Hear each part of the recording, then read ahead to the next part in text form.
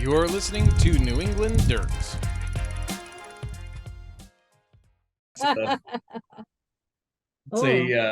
My parents did me a whole bunch of good naming me with 7 letters. I think they realized that I was not going to be the most intelligent person on the planet, so they gave me just 7 letters in a name. Easy spelling. Easy Yeah, spelling.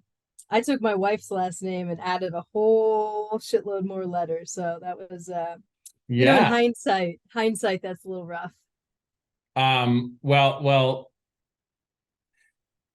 so our kids with the hyphenated last names and it being Hudak, which nobody can get right. Yeah. So, yeah, we did it to our kids. Yep, they know that pain. Yeah, exactly. It's just getting going for them. All right, well, welcome everybody to New England Dirt. This is the show that brings you all of the joys of riding bikes on dirt here in New England to your favorite listening device or now on YouTube. And as always, I'm your host, Mountain Bike Ben. So today I'm joined by one of my favorite humans, an inspiration for endurance riding or endurance athletics in general, a serious badass, especially at 2 a.m. when the rest of us are asleep in our comfy beds, and an all-around kick-ass person, Maggie Livelsberger. Welcome to New England Dirt. Thank you very much. That was wonderful. I'm so excited to finally be doing this show with you. And it's great to see you again. I mean, it's been fucking years. It has. It's been at least 6, I think. Well, August is 8. 7, 8. So right, yeah, 7. Then right after he was born, right? In Philly, I think the last time. Oh yeah, no, you're right. Because yeah, you're right. Because I would come down and we would hang out at Lucky's when I was down working with EMS still. Yep. And it was, I think he was maybe 3 or 4 months old the last time I saw you. Probably, yeah. And so I was thinking that the last time we saw each other was actually when we were in New Orleans and just happened to be at New Orleans at the exact same time and hung out for a night. Which is when, yeah, and you told us that you were pregnant at that point. Right, yeah. Yeah, That's crazy. It was Father's Day weekend of 2004. Man. Yeah. Yep. Yeah, so it's been a while. All right, so let's get the show started. I'm going to hop us right onto the bragging wagon, as I like to refer to it. So just this year, here's your accolades. Maggie has, under her belt, female winner of the 2023 Doom Bikepacking race on a fucking single speed. She is the female single speed winner of the 2023 Coast to Coast Gravel Grinder, the 204-mile version. And I believe you're also FKT on that as well. Yep. Fastest known time. And are you fastest known time in Doom? Yes.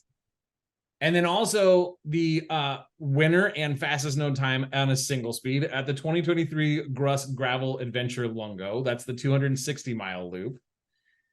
And then in 2022, when you got things started, you were the fastest known time on a single speed and winner of the Arkansas High Country South Loop during their High Country Grand Depart race. So, yeah, you got some chops, kid.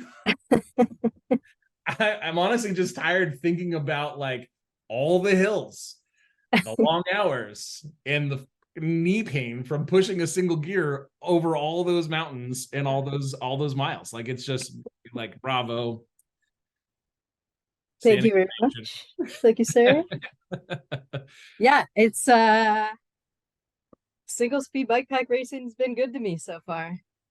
It was a good fit. I mean, we'll get into it because I want to learn more about like what led you to want to do. I mean, I know why people want to do bikepacking racing because I want to do bike pack racing. But to do it on a single speed is just like, you know, there's got to be some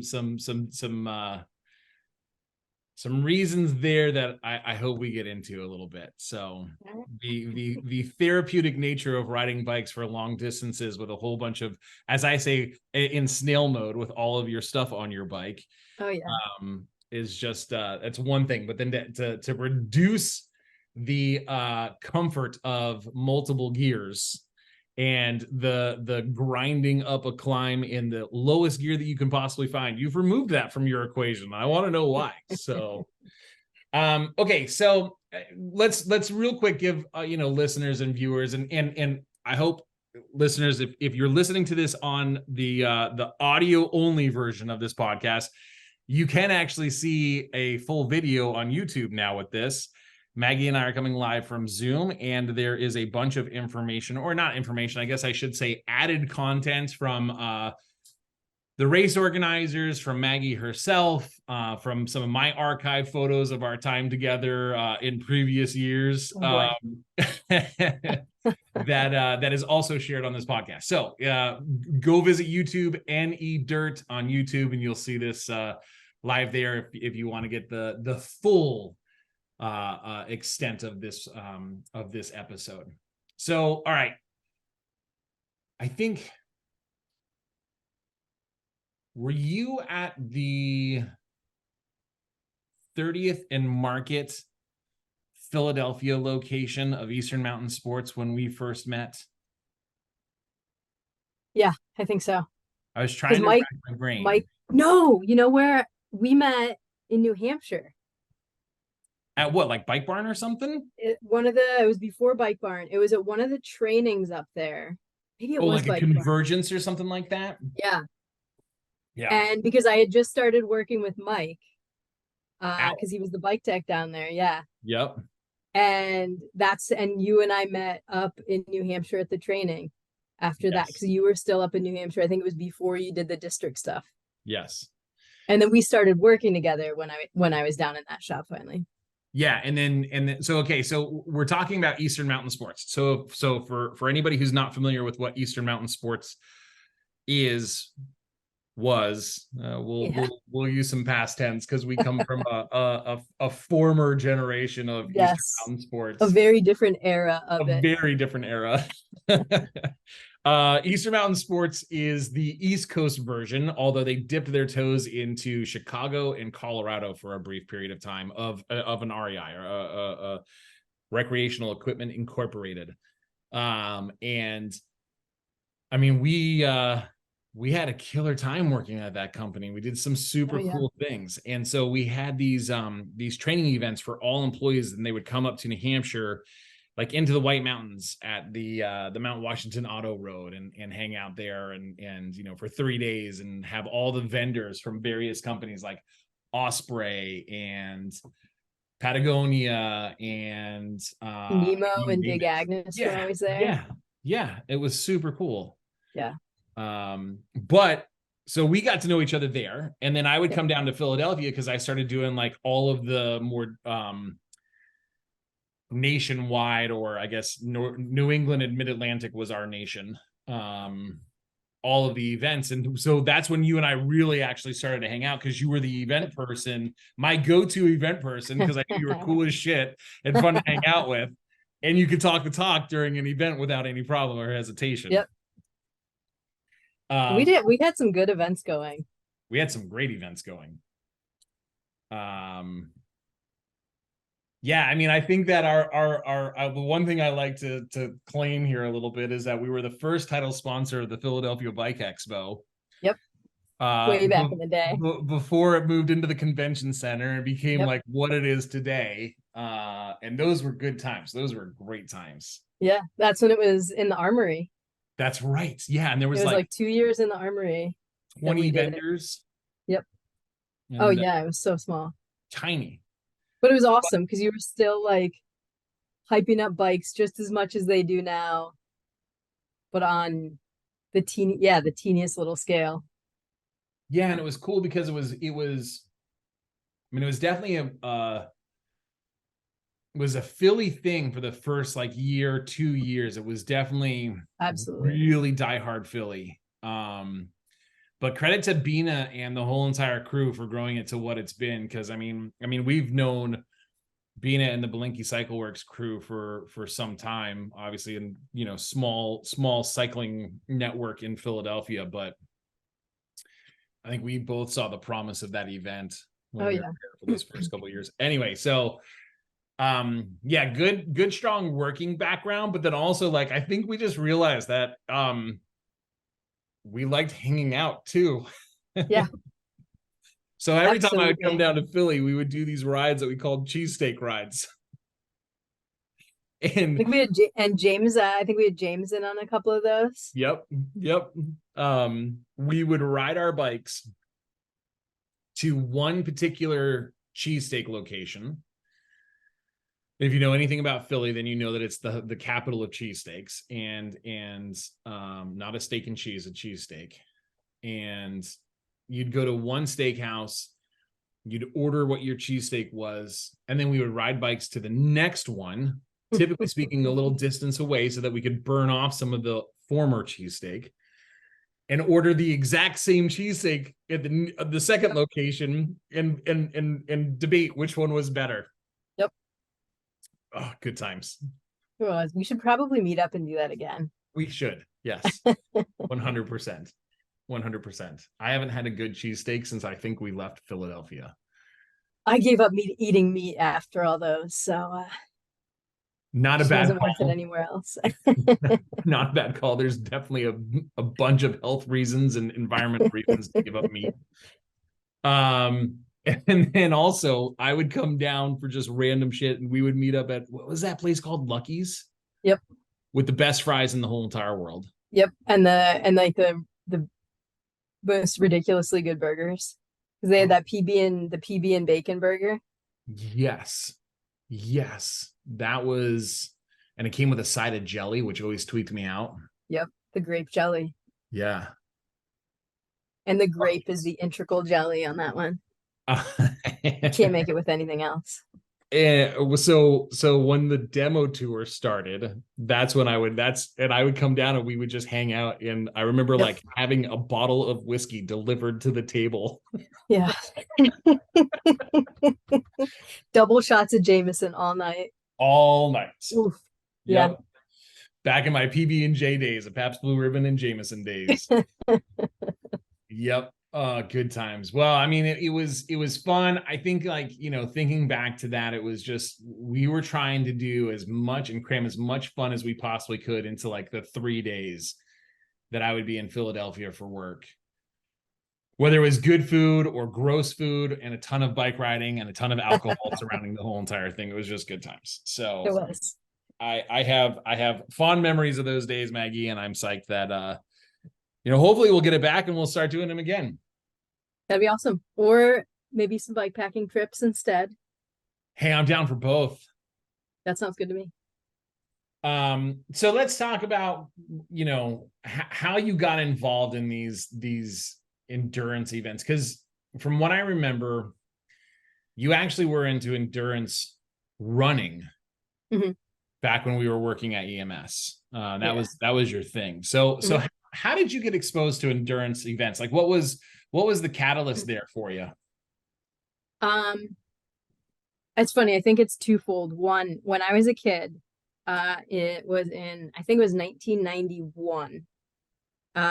My swim coach became the first woman to swim across Lake Erie from Long Point, Canada to Freeport Beach near Erie, Pennsylvania.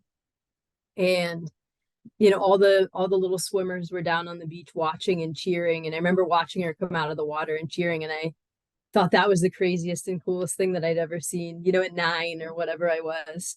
And I would always talk about that when I got older, that I wanted to swim across the lake and swim across the lake. And actually, when I was in high school, I had been training to do it. And because I'm an idiot, like 2 weeks before, it was a couple months before, I don't really remember the exact timeline, I was screwing around on a rope swing and ended up dislocating my shoulder. Oh. And so that was that. I kind of like, that ship sailed to jump back into swimming, and I lost all that training. And then started college, and I don't know that I ever swam in a pool again or many other places after that. So I think that was my initial exposure into endurance, athleticism, or endurance sport as a whole. And then fast forward after college. I was super lazy and just partied a lot when I was in school, picked up a really good smoking habit. And when I left college, I moved to Philly and I realized that I needed to quit smoking. And so I was reading all these techniques to do it. And one of them was to sign up for a marathon and then tell everybody that you sign up for a marathon so they'd hold you to it. So that's what I did. So that's how you quit smoking? Yeah. That's why I quit smoking by eating Lifesavers. So now I'm addicted to Lifesavers. You know what? That probably would have been a lot easier than running a marathon. At the time, like, this is going to be a great idea. And I did. I signed up for a marathon. I remember going on my first run, like half smoker run. It was awful. I think I made it like a half mile and I was like hacking and just felt like shit. But I did. I ended up running that marathon. And that was sort of the catalyst into, and actually at the time I had started working for Eastern Mountain Sports.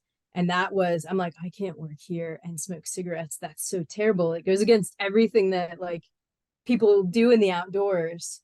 And so that was running this marathon turned into trail running from Eastern Mountain Sports, turned into like endurance trail running. And so then I was running like 50Ks. I don't, for some reason in my head, I've always had this. Once I start doing something, I'm like, well, what's the next step in it? Well, I'll do a race. Always. I don't know why. That's just been a progression of probably a competitive nature. And so I I was was going to doing say, like, have you always had that competitive side to you? yeah. Yeah. Yeah. Always played sports growing up. And was very competitive. Not, I think, and this is, I think, a big thing.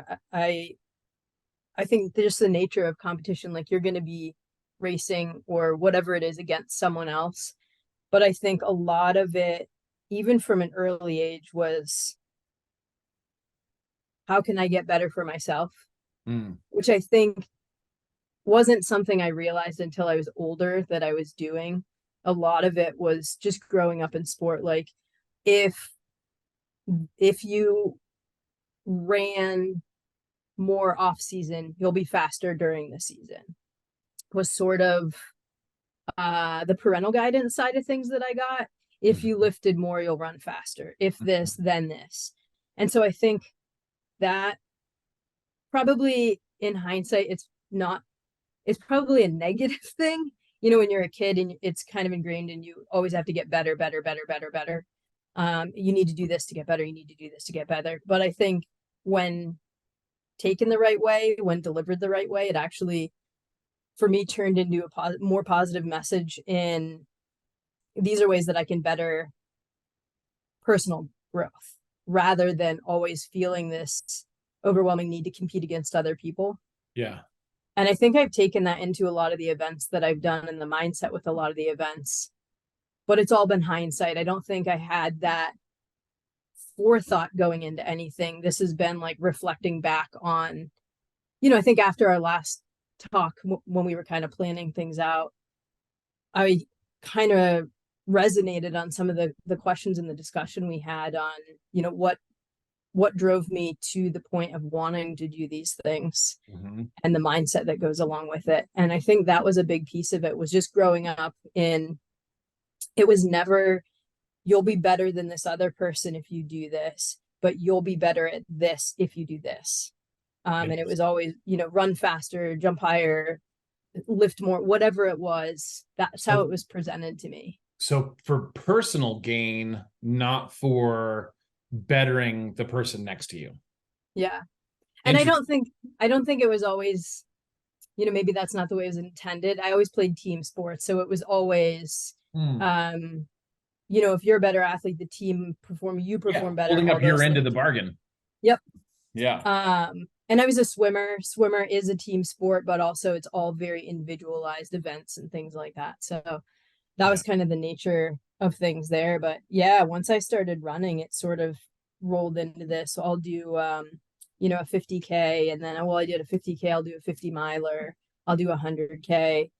And then it went to 100-miler, and I dropped from my first and only 100-miler that I ever did at mile 86.5. Like, you can't put out the last 13 miles. And that will probably hang over my head forever. But I just, for whatever reason, that constant endurance drive has always fascinated me. Yeah. And you know, a lot of people will look at endurance athletes and be like, you know, there's a masochistic, you know, there's something underlying that they're trying to either run away from or escape or punish their bodies or punish them, you know, their soul or whatever, however, you know, people kind of conceive this. But I get the sense from you, Maggie, that that's not the driving force, that it's not like I'm running away from these issues or these, you know, demons or anything like that. Not to get too personal, but I mean, is it more of, and I guess to layer into there, like the idea of type 2 fun, right? And do you just ride the high after the fact and that's what keeps you going, or is there something more deep rooted that is causing you to want to just go out there and suffer for hours and hours? I think there's a couple layers in it. You know, they always talk about people that are like adrenaline junkies and they want to Sure jump off buildings and whatever to feel that rush.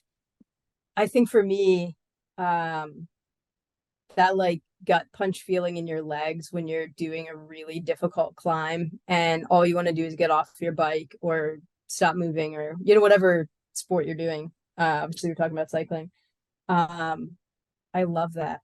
I love that feeling of just utter feeling like my body's not going to move anymore and I can't breathe and I can barely turn my legs over. And then you get to that crest of the hill and just that satisfaction of pushing that limit on my body.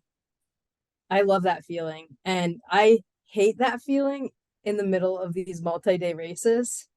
I think there has to be this back and forth of like, this is so miserable. What the fuck am I doing with myself? And then I always try to remind myself, like, oh my gosh, you paid to do this. You are doing this for fun. Don't forget. And why the fuck would you be doing this for fun? You know, that kind of back and forth. And so you like that juxtaposition? I do. I do. I have those conversations in my head constantly during a lot of these events. Interesting. And I think coming out the other side of it, it's weird. I don't like the accolades and stuff like that. It's kind of fun to hear. It all seems very surreal if I think about it. Because to me, it's more like I finished this event. Like, what else can I push my body through? What other kind of, and I try to take that into the next sort of event. And it's, I don't know if it's the like resilience that people have that they don't give themselves the time to recognize, or I don't know. It definitely, you know, I want to race or set a record. Those aren't the things that make me want to do other races at all. It's, I think there's so much that you can discover about yourself and put yourself in this really, really interesting mental state when you're going through that much suffering alone. And even when it is with other people, I think the oddest thing is coming out the other side and realizing it's sometimes hard to reconnect with other people that don't have an understanding of going through an event like that, or that challenge of pushing your body to do something different. It makes kind of reconnecting into daily life really difficult. So actually that honestly kind of sucks about doing these events. I'm sure. And trying to re-relate to people. Just speaking from like the not doing racing, but for, you know, bikepacking for multiple days, you know, or even, you know, in my younger years, backpacking, you know, on stretches of the Long Trail or in Glacier National Park or in, you know, Utah or any of the other places. Like when you get back into civilization, that's hard enough. especially now that we're so connected to these technical devices. You know, I make it a point to not connect on my phone when I'm bike packing and really try to leave it alone and almost put it into airplane mode so I don't have notifications going off all the fucking time. Yep. And so when that comes back on, it's like, that's tough. But then to add to it that you've now done a physical activity that has drained every ounce of your body and soul and spirit and anything else that you want to throw in there, that's got to be an interesting sort of reintegration into the normal world. I'm using air quotes for those who are not watching this on YouTube. Yeah. Because there are definitely a lot of people who always want to know, like, ooh, did you get a prize or a trophy or money, or what did you win? And you're like, satisfaction of doing it. I don't know. Personal growth. But like, that's for a lot of people, like, then they just sort of like turn around and confused, like, what? That's really what you were doing it for. And I thought it was really cool, actually. I think it was just this past year, on the high country route, the full route, Brett Stepanek had run. He's done the 1,000-miler a bunch of times. He's got the single speed record there. Really fantastic rider and racer and just all around human. And somebody asked him during the route what he did it for, and he had found a feather earlier in the race, and he's like, for a feather in your cap. And he's like, I already got mine, so the rest of it's just fun. And I think that's the absolute best answer for any reason why you're doing any of these bike packing races or bike packing in general. It's the experience. Yeah. Whatever that experience might be. Well, and we had talked about it. You had mentioned us having the conversation prior to jumping on and doing the actual recording. And we had talked, I don't know if you have had a chance to listen to Ted King's post Tour Divide ride interview that Rebecca Rush took over his podcast and interviewed him. It was a great episode. It was phenomenal. Yeah. And anybody that's listening to this, if you're not listening to that, I had the pleasure of interviewing Ted King a few years ago at the Fat Bike Berkey. Awesome. And it was super cool to chat with him. And he was kind of trying to feel his way through like what's next in his life after, getting off of the pro tour. And listening to that episode, something really resonated with me and struck with me as somebody who's been riding bikes since I was 12. So 32 years at this point in time. And of course I rode bikes when I was a little kid. I mean, like the Huffy BMX, but being like, no, I want to ride bikes. That's what I want to do. I've never been at obviously the level of yourself or a Ted King or anybody like that, but I think anybody who rides bikes, you realize that at some point, and this is what resonated with what he was saying during his podcast, is that you want to challenge yourself in different parts of the sport. And even though it's still turning pedals, for him racing a classic in Europe or the Giro d'Italia, for a few stages in Europe versus trying to do the Tour Divide, they're two totally different sports. Oh yeah.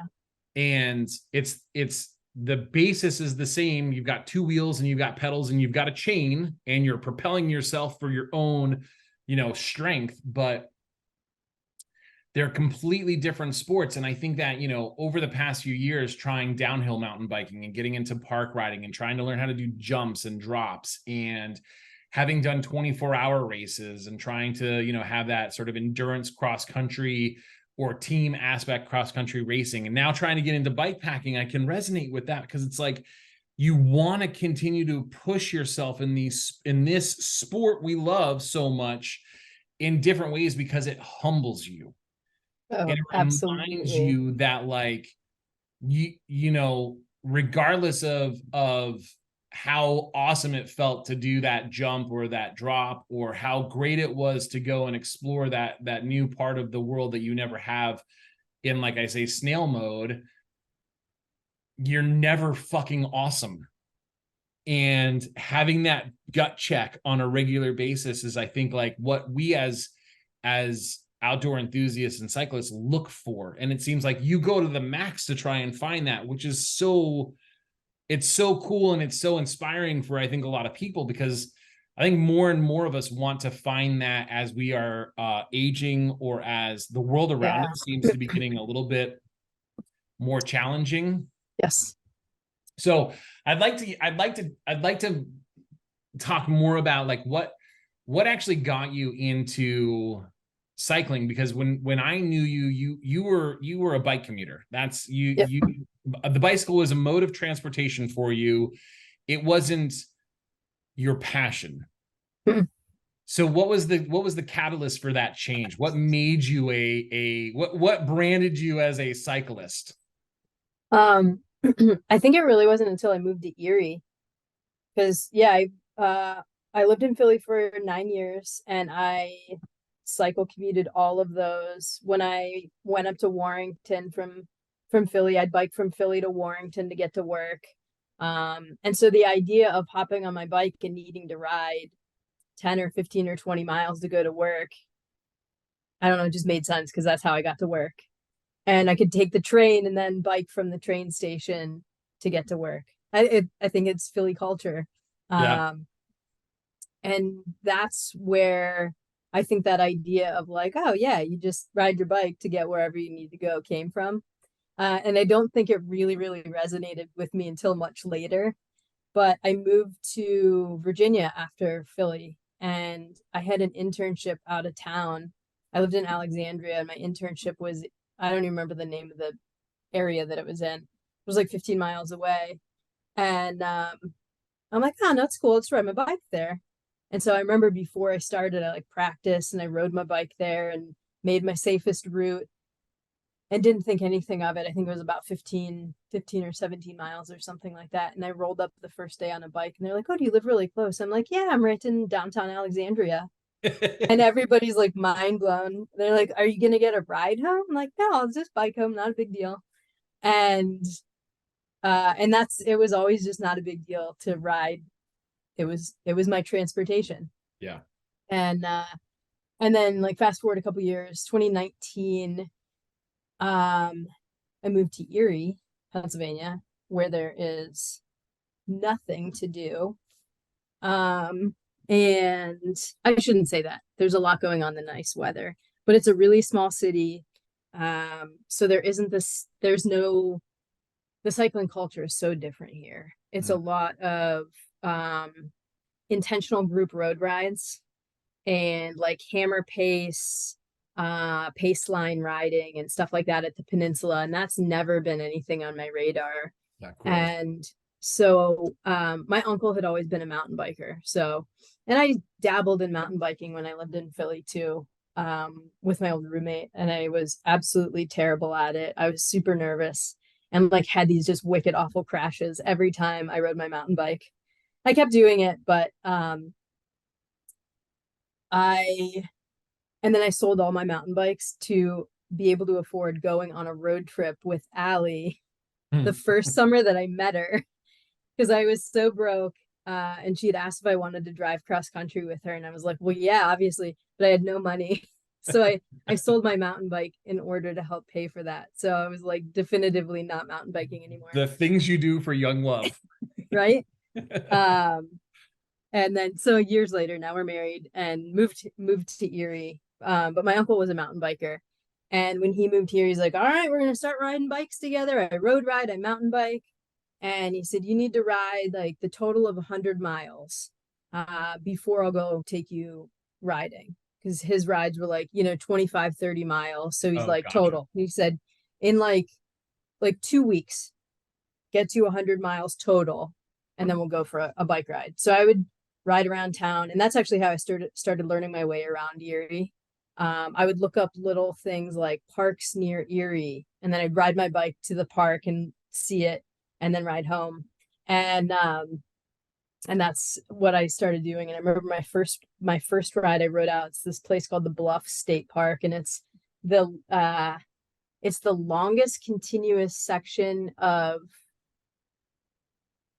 state land on the coast of Lake Erie, I think. And I don't know if that's just US side or total. Right. There's mountain bike trails and everything there, and it's 16 miles from my old house. And I rode out there. I did a little loop, and this was on my Surly that I commuted in Philly with. Yep. Rode around in the mountain bike trails and rode home. And I could barely walk down the stairs when I got home that night because my legs were so tired from that long of like 38 miles or something like that. And but it was fun. I'm like, it's such a good way to get around. So then I started riding with my uncle, and we do these road rides all over. And here he's on his like carbon fiber road bike, and I'm chasing around on my steel Surly. Right. But it was a blast, and he'd always give me shit about needing a new bike. And I'm like, nah, this is good. And that was kind of it. So I started riding a little bit more and a little bit further. And then I think, let's see, I'm trying to think, it was our anniversary. I'm like, I'm gonna buy us mountain bikes, and went and bought a bike rack and 2 mountain bikes to surprise Allie. Didn't know anything about mountain bikes. They were awful. But we had a blast. Rode around on those for a couple years, and then like every mountain biker learns, like, should have waited a little bit longer and gotten the nicer bike. And we upgraded the mountain bikes, got full suspension, started mountain biking a lot more. And then to try to meet people in Erie, I think I had just learned about Strava. And I thought, from my running background, Strava was a place to like just record your personal mileage and have a log of that. And then you see, I start seeing the leaderboards, and I would find these women's names on the leaderboard, and I would look to see who lived closest to me or was riding like kind of near me. And I totally Strava stalked my now best friend Shannon. And then I found her on Instagram and messaged her, because you can't message on Strava. And yeah, I sent her a message, and I was like, I live in Erie, and I saw that you ride bikes, and I don't have anybody to ride bikes with, and maybe we could ride bikes sometime. And thank God she actually responded back and didn't think I was nuts. And she messaged me the one day, and she's like, oh yeah, I'm going to do a 200-mile ride at the peninsula. I'm just going to do a bunch of laps if you want to come down and do a bunch of laps with me. In my head, I'm like, oh yeah, that's a great idea. At that time, I think I had my first ever gravel race that I was signed up for like the next weekend. So I told Allie, I'm like, we're going to go ride with Shannon, but I can't do very much. Like, I don't want to burn myself out for this race. It was like a 30-mile race. So we go down to the peninsula and start talking, and ended up riding like 60 or 70 miles with her. And I'm like, I'm so fucked. My legs are going to be so trashed for this race. But it was really fun. And, she's like, all right, let's meet for ice cream after the race. We'll do your recap. And the race was terrible. I totally crashed, double flatted, had no idea how to change a flat tire at that point. Like, hot mess, bleeding all over the place. And like walked my bike probably the whole end of the race. I think I was either the very last person or a second to last person, only because somebody else got lost. And actually the race director came after me, and he's like, somebody told me there was somebody bleeding in the woods. And like, it's me. Guilty as charged. And he's like, you want to ride? Or he's like, the finish line's like a quarter mile down the road. He's like, I'll let you finish. We took everything else down. And I'm like, all right. So I got back on my bike, like 2 flat tires, rode across the finish line. And I'm like, that was awful.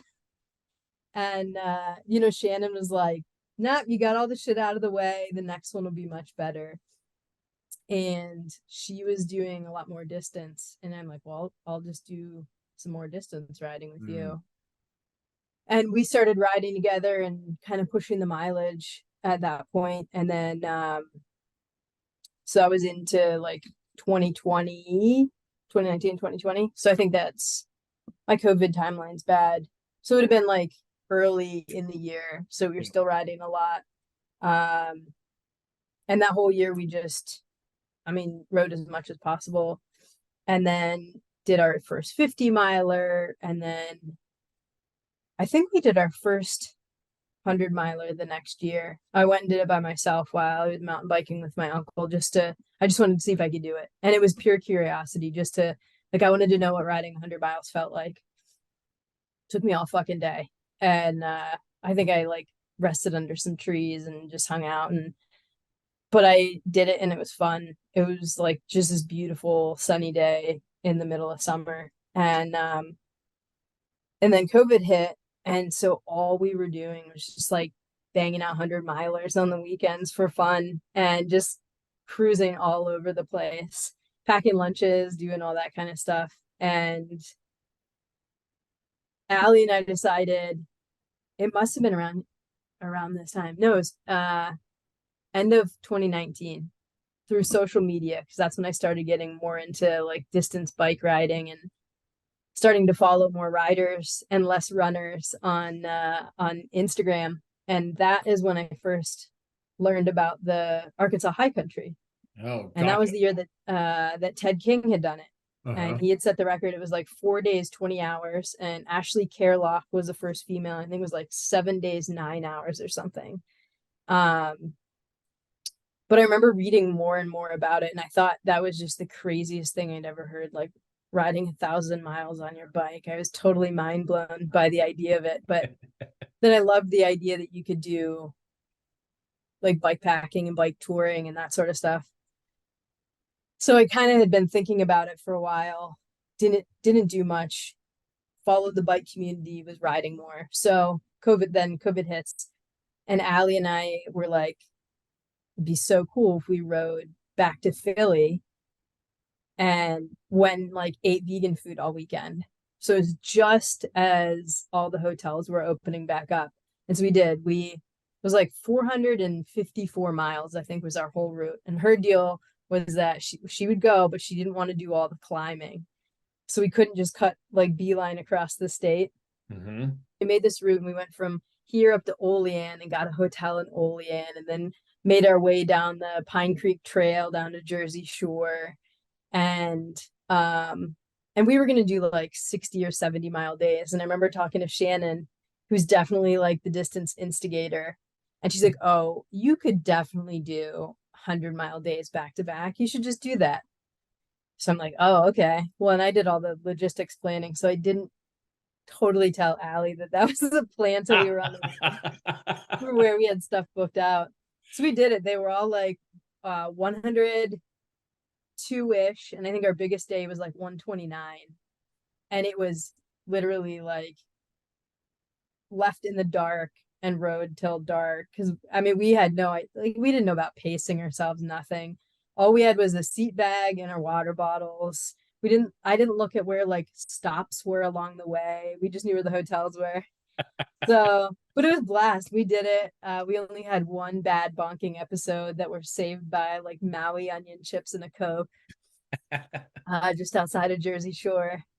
And yeah, I got to Philly and it was just the coolest thing. We just rode across the whole state, hanging out in Philly, eating vegan food. And there was just such this feeling of like, how cool is that in 4 days, we just rode across the entire state. Yeah.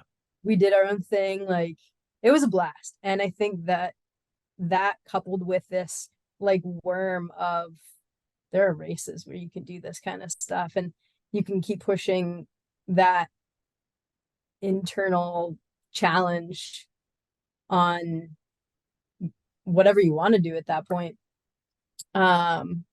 Did you intentionally set this ride up across PA with that sort of like, if I can do this, I could possibly get into, like, were you conscious of that decision, or was that a subconscious way of kind of getting yourself into it?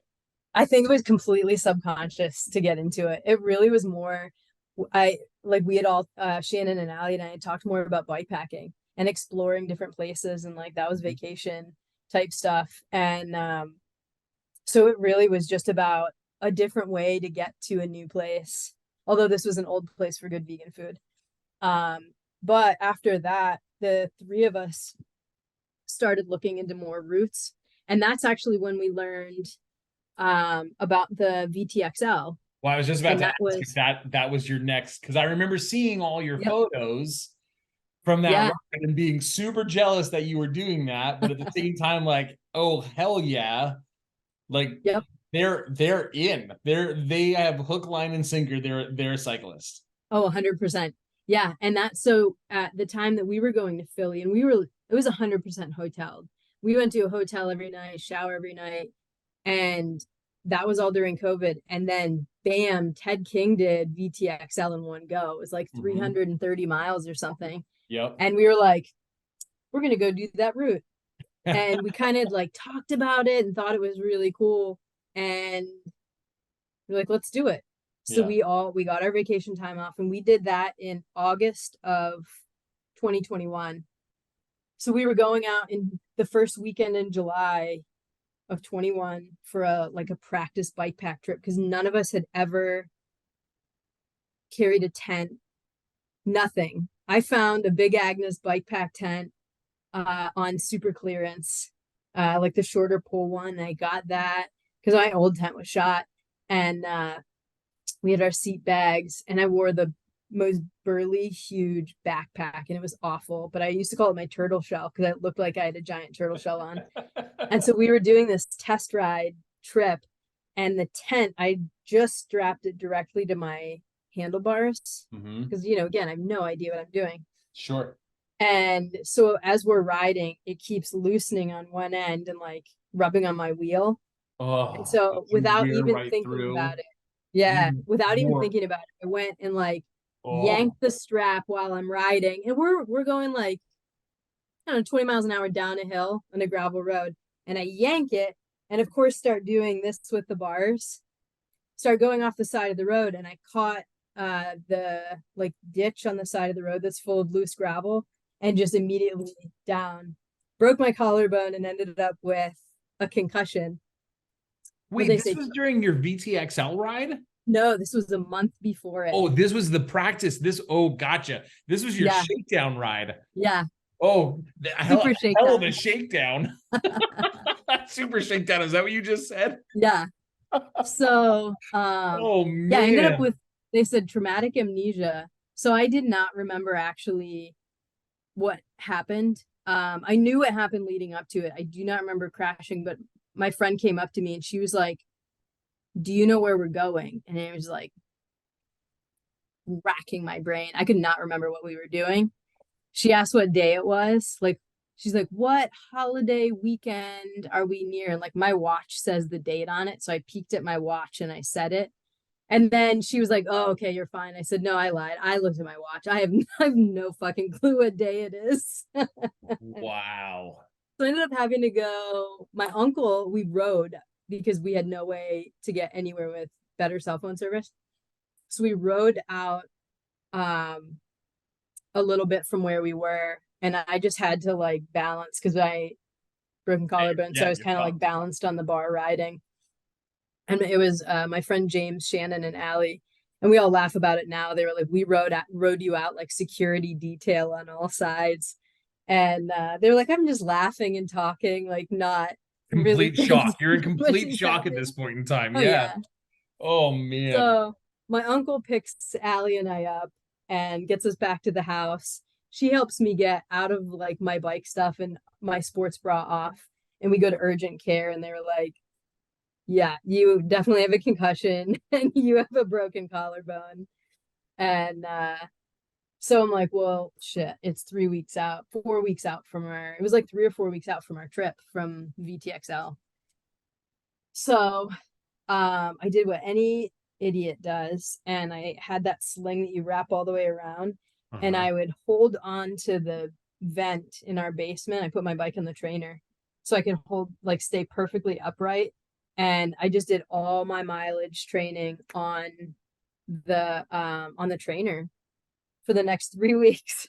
My goodness. And like a week out from our trip, I'm ready to go test it out, see how it does.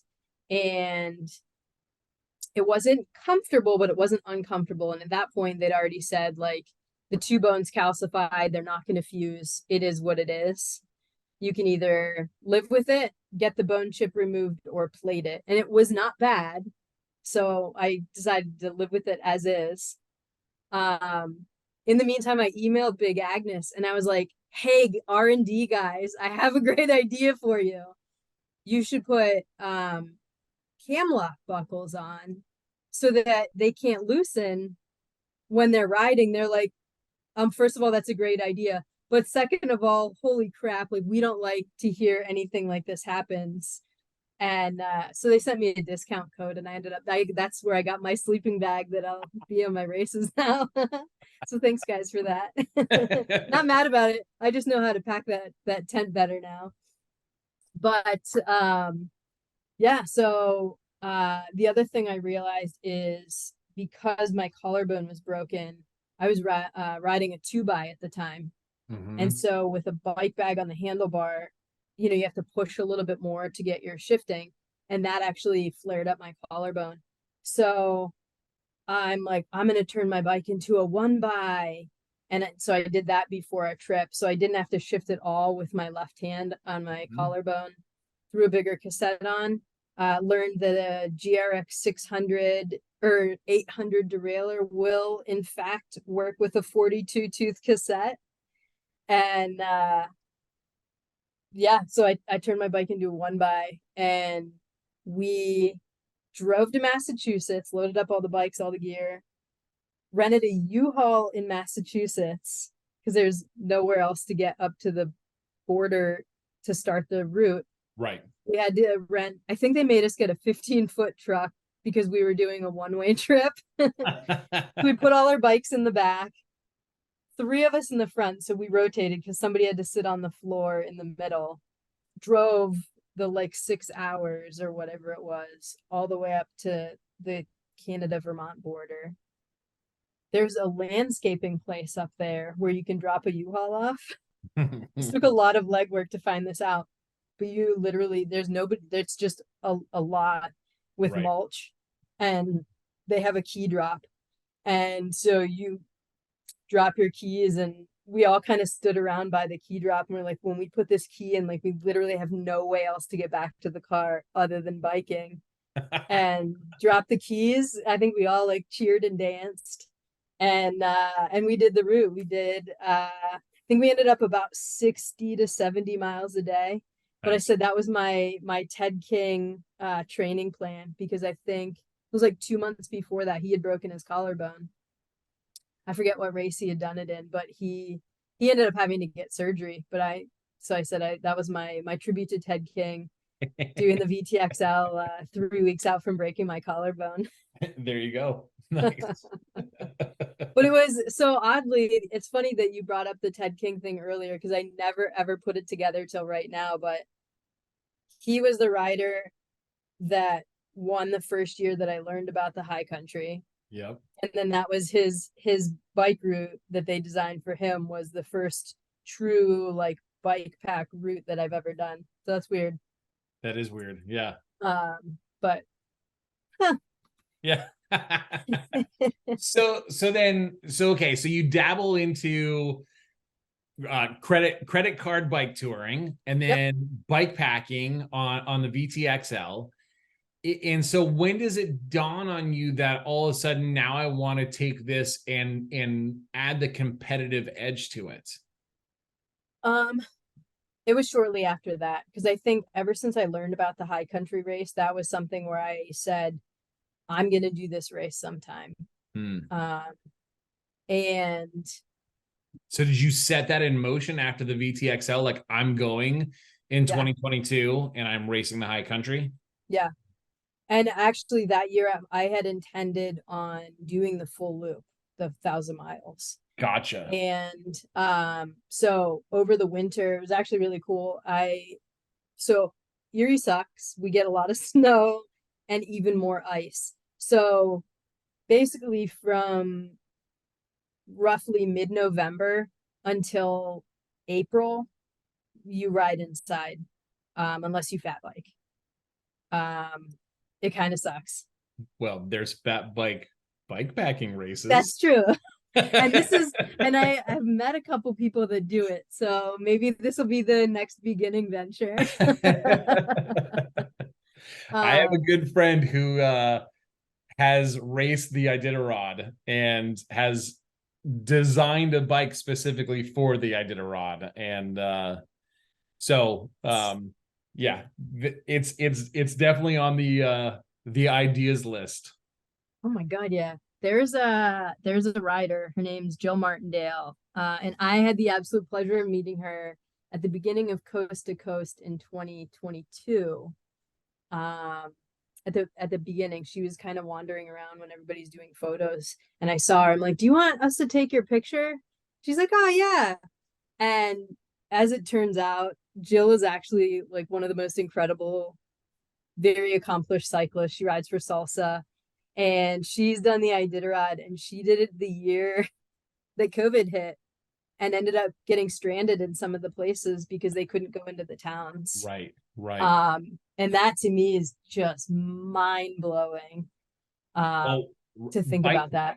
Bikepacking in negative 40-degree weather is mind-boggling. Like when you see, you know, I'm not opposed to layering up my body, but when you see them layering up their face, yeah, I'm like, wow. Yeah, it's just that's a whole other level. Yeah. we watched the videos for the Iditarod at the bike shop, and when they're coming in and like you're starting to see like the black fingers or like the blisters all over, I'm like, no, that's not for me. Yeah, their cheeks and their nose are bright white, and it's just like you like that's no, like you got to warm up now. Time to sit down and get warm. Yeah. I don't know. That's just that is something else, that's for sure. So I'd love to hear about your experiences this year. You know, the 3 races that you've done, and I would say like, okay, you know, Doom is one of those that you just, first off, it's called fucking Doom, right? and it's no joke. I mean, I'm gonna take just 2 seconds. Okay. This is how the race directors and organizers promote the actual event. This beautifully evil biking event, so it takes place in early April in the Ozark Mountains of Arkansas, averaging over 100 feet of elevation gain loss per mile. Riders are either buckling up for a rowdy descent or gritting teeth for a torturous climb. The loop consists of 80% gravel and 20% pavement, with surface types ranging from hard-packed gravel to unmaintained OHV trails, creek crossings, cutty connectors, and a few Arkansas high country classics. This route has it all. It's 375 miles with a whopping 40,000 plus feet of elevation gain. The resupply runouts are huge, and cell service is mostly non-existent. Fucking buckle up. You're gonna get handed it. The icon for the Doom is the Grim Reaper. I mean, it's just like everything about this event is you're either like, okay, I'm in, or you're like, fuck no, keep me away. I'm good. and you go and set a fastest known time on a single speed, and you're the third female ever to finish, and the first on a single speed, set the fastest known time on a single speed. And I mean, like, how does that feel? It hurt. No, it was a blast. Great answer. Great answer. And the mileage this year was a little bigger, so it was 390 this year. And was that just due to like reroutes and everything? Yeah, there was I think there was a private property issue from last year. Oh yeah, on one of the roads. So 390 was the update, and then it ended up being like 46 or 48,500 something mile elevation. I mean, people talk about doing Everest challenges, and you did almost 2 of them. Well, that's true. Yeah. And wasn't in one day, but no, that it's twofold. So 2022 was the very first grand depart that they had done for Doom. And I had gotten that on my radar because Andrew Onerma, the race director and route creator of Doom, had taken over the Arkansas High Country race director position for a little while. And so I had met him at High Country. We'd been in contact before that. And I had been watching through his Instagram and the Ozark Gravel Cyclist Instagram, which is a huge cycling group that he's a big part of down there, that route being developed over the couple years before, and just thought like, well, shit, like something called Doom, it has to be crazy. And a friend of mine actually did the first year, the grand part of the first year, which had been, I think in May or early June. And they had actually asked if I could go and ride with them. And at that point, I was already signed up for not signed up. I had plans for the High Country of 2022. And so I couldn't get any more vacation time off because I had already blocked off my October High Country. Yeah, sure. So I watched Doom. I dot watched the hell out of it. And Shannon actually started this thing, and she had done it when she was running. She would always, if somebody she knew was running or racing, she would go out that morning and run kind of in solidarity with them. And so we've always done this for our rides. Like if she's away racing somewhere, like I'll go out here in the morning and we see like, what time do you start riding? We'll go ride together. So we're riding together in these different places. And so we had done a 200-mile ride in solidarity with my friend who was going to Doom. And so we were all dot watching all of this kind of stuff. And they didn't finish it. Not many riders finished it that year. And I think up until that point, none of the female riders had finished it. Brett, actually, who I was talking about earlier, was the very first rider to complete the full route. And that was in 21, I think. He went and like ITT'd it in January or something. And so I thought, well, I'm going to do it the next year. And I had actually, the night before the High Country race last year, I went and talked to Andrew because Allie's spring break was in April and she wanted to go to Bentonville and ride. And I'm like, oh, well, maybe I could go ITT the Doom course while you're in Bentonville in April. So I went and found Andrew and I'm like, how would the weather be in April to ITT Doom? My wife's going to be here for spring break. And he's like, honestly, April is probably one of the best times that you could do it. And so I kind of had it in my head. And this was before, like literally the day before we even go out for High Country. I'm already thinking about Doom the next year.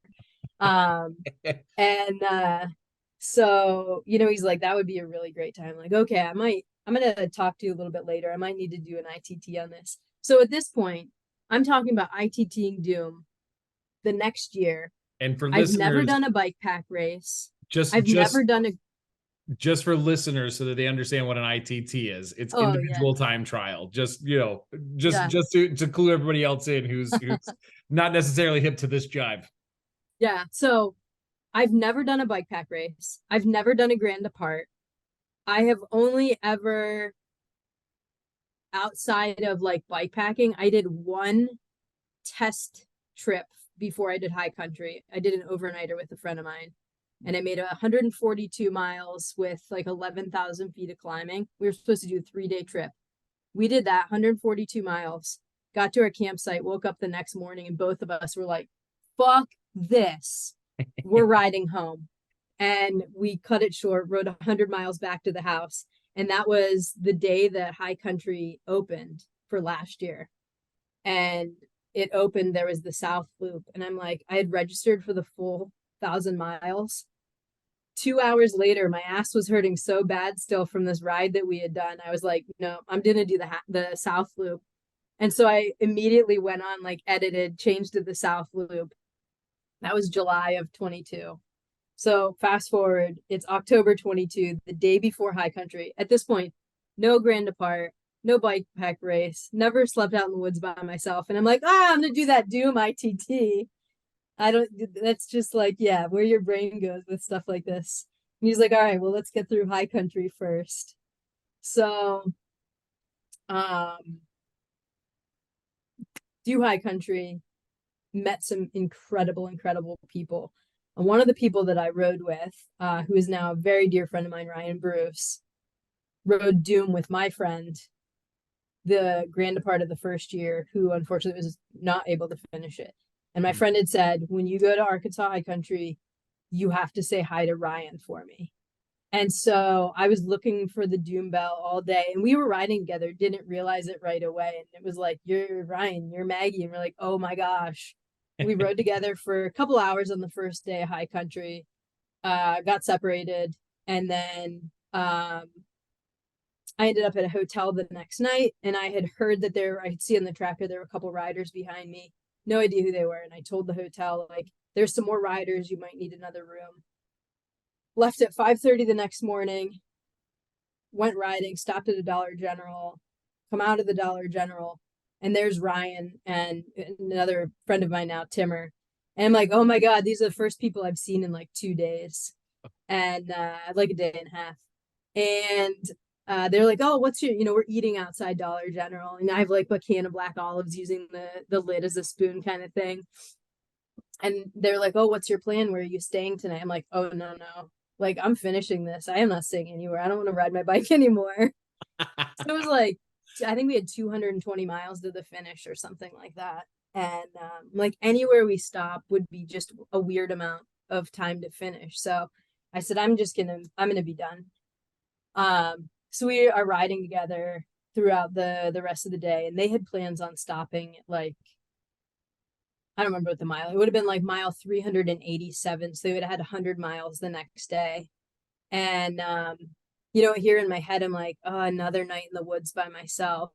Like, it's only 100 more miles if you just keep going. Like, that's weird to spend the night and have a whole other day with 100 miles. And they're like, yeah, we're definitely going to stay at, whatever that mile 487 or whatever it was.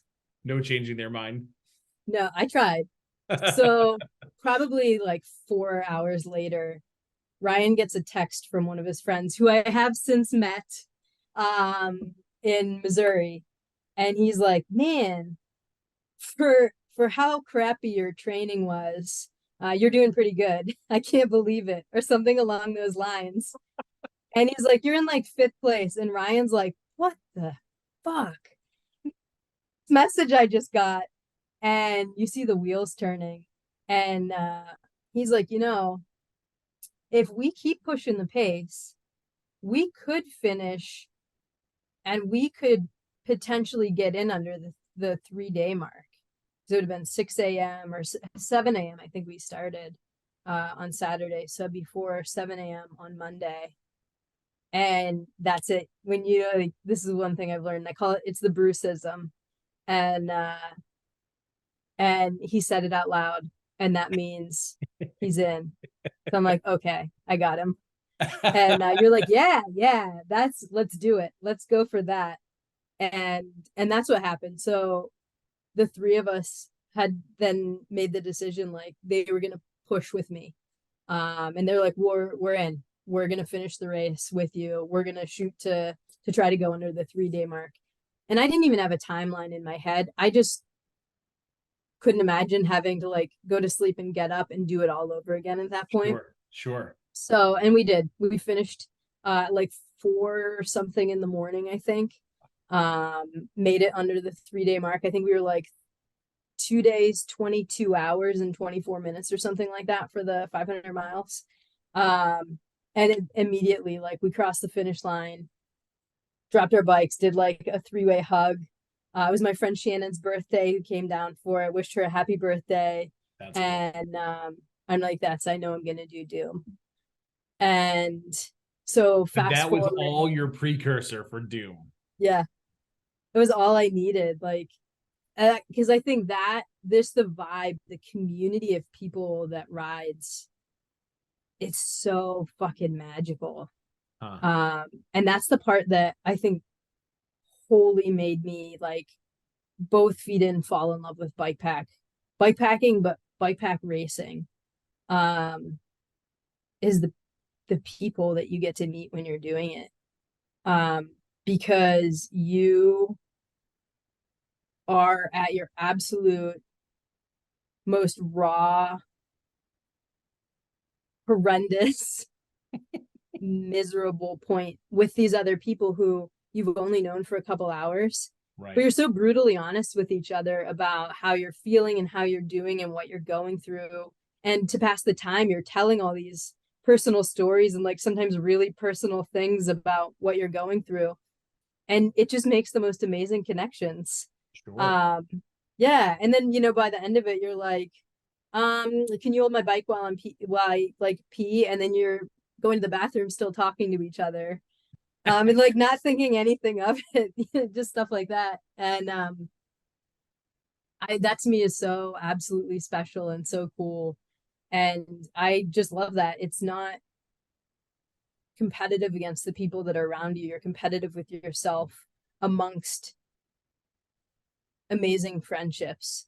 And the people that I have raced with and ridden with, I mean, we talk to each other all the time. We're planning more events together. I have people that, you know, we've had very, very raw conversations with one another. And we're like, you're my person that I can talk to when I'm really struggling to get through the day or the week in regular life, where I know that sometimes that, you know, bad mood or whatever puts a burden on my partner. So you're my person that I can reach out to and we can have these conversations together because we've done that in this very personal space. And those things still exist outside the bike world. And I value those friendships so, so, so very much. And I got to see in Doom, I knew that a lot of the people that I had met at High Country were going to be at Doom. And that just like furthered the excitement of it. But then Andrew announced that Doom was going to be in April. And I'm like, how perfect. It was meant to be. So stars aligned. Yeah. So it was really cool that all worked out. But like just the vibe that Andrew brings to his events. You're like, it doesn't matter how much climbing or how difficult it might be, like you want to go and you want to be there because he puts so much heart and soul into the routes that he creates. Like that's his baby. And he brings that love and that effort into the vibe of the event too.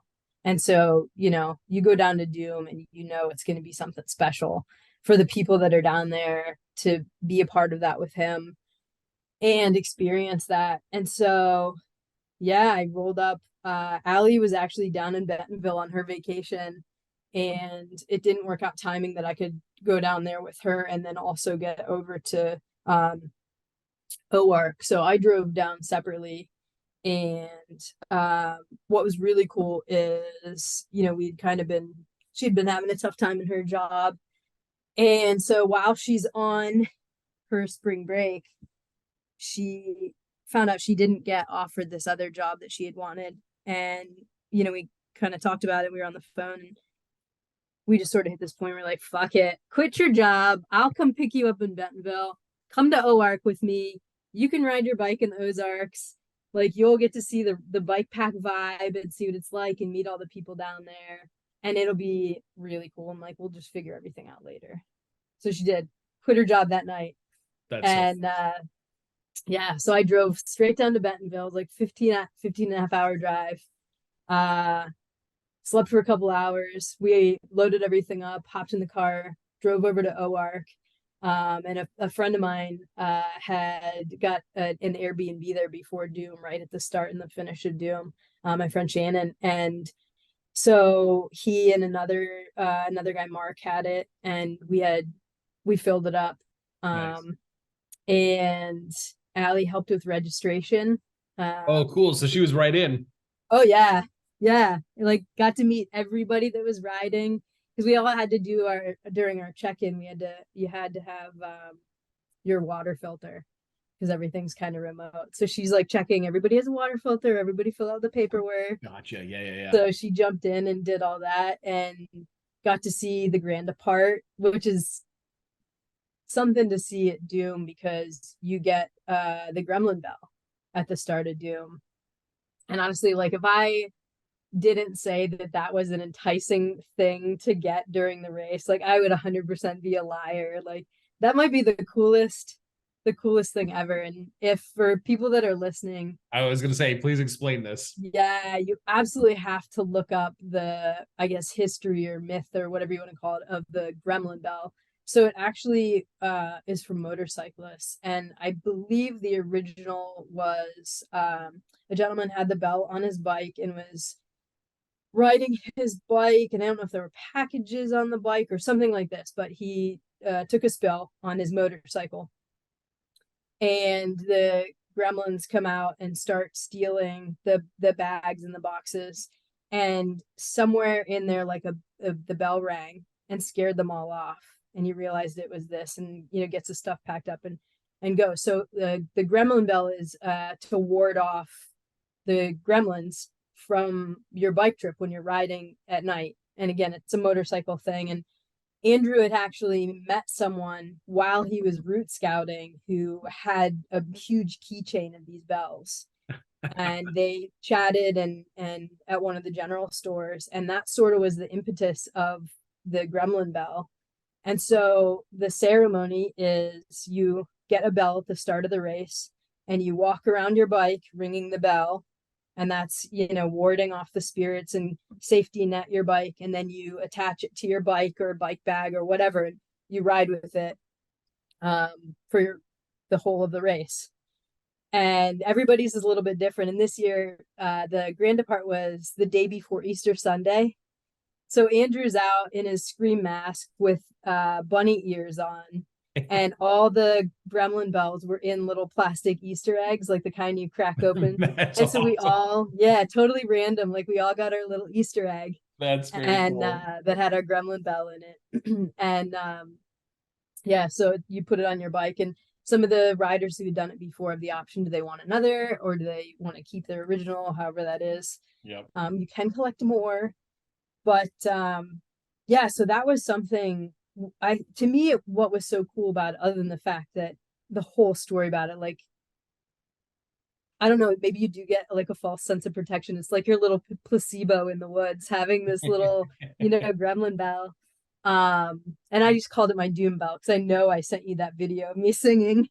Okay, ladies and gentlemen, we've got our first song of the Doom ride, Doom 2023. That's just got done with the climb. My Doom bell brings all the dogs to the yard, and they're like, I'm bucking at you. They're like, I'll bite you too. Doom bell, ring-a-ling. That's all I got, because I don't actually know the words of the song. I thought I'd share it. And, but I kept that in my head the whole time. So like when you're feeling super shitty or don't want to climb another hill or even hike anymore, or push your bike up a hill that is barely capable of pushing a bike up, like they're hard enough to just walk up, and then you have to push your loaded bike up. I kept thinking about the Gremlin Bell. I'm like, I cannot quit this race. One, I have no fucking clue how I'll get back to Ozark, but two, I could never, and this is for me personally, because obviously the Gremlin Bells belong to everybody that did the grand depart. But for me, I'm like, I don't want to quit a race and then have this Gremlin Bell hanging over my head. That'll be like my Oil Creek race. Yeah. So that was like a huge impetus to me of like, finish this race to really earn that bell. Wow. And that kind of stuff, I use those little motivators as I'm going. So you had gotten it, but it wasn't yours yet. You hadn't claimed it yet because you hadn't completed the task at hand. That's pretty cool. Yeah. So that is, and I think that's wholly the way that I was thinking of it. To me, it's like the belt buckle in ultra running. You get the belt buckle at the completion, and which a lot of races still do. Mm-hmm. But I guess in my head, that's probably from that ultra running background. That's sort of the carrot that I dangled about using the bell while we were riding. So correct me if I'm wrong, but there's also some ink that is exchanged at the end of the Doom as well, correct? Yes, that was wholly a decision that I made before I even got down there. So Stephanie Hall, who's been gotten to be a wonderful friend of mine, we met at we actually met at Gravel Worlds last year. Wow. And then at High Country after that.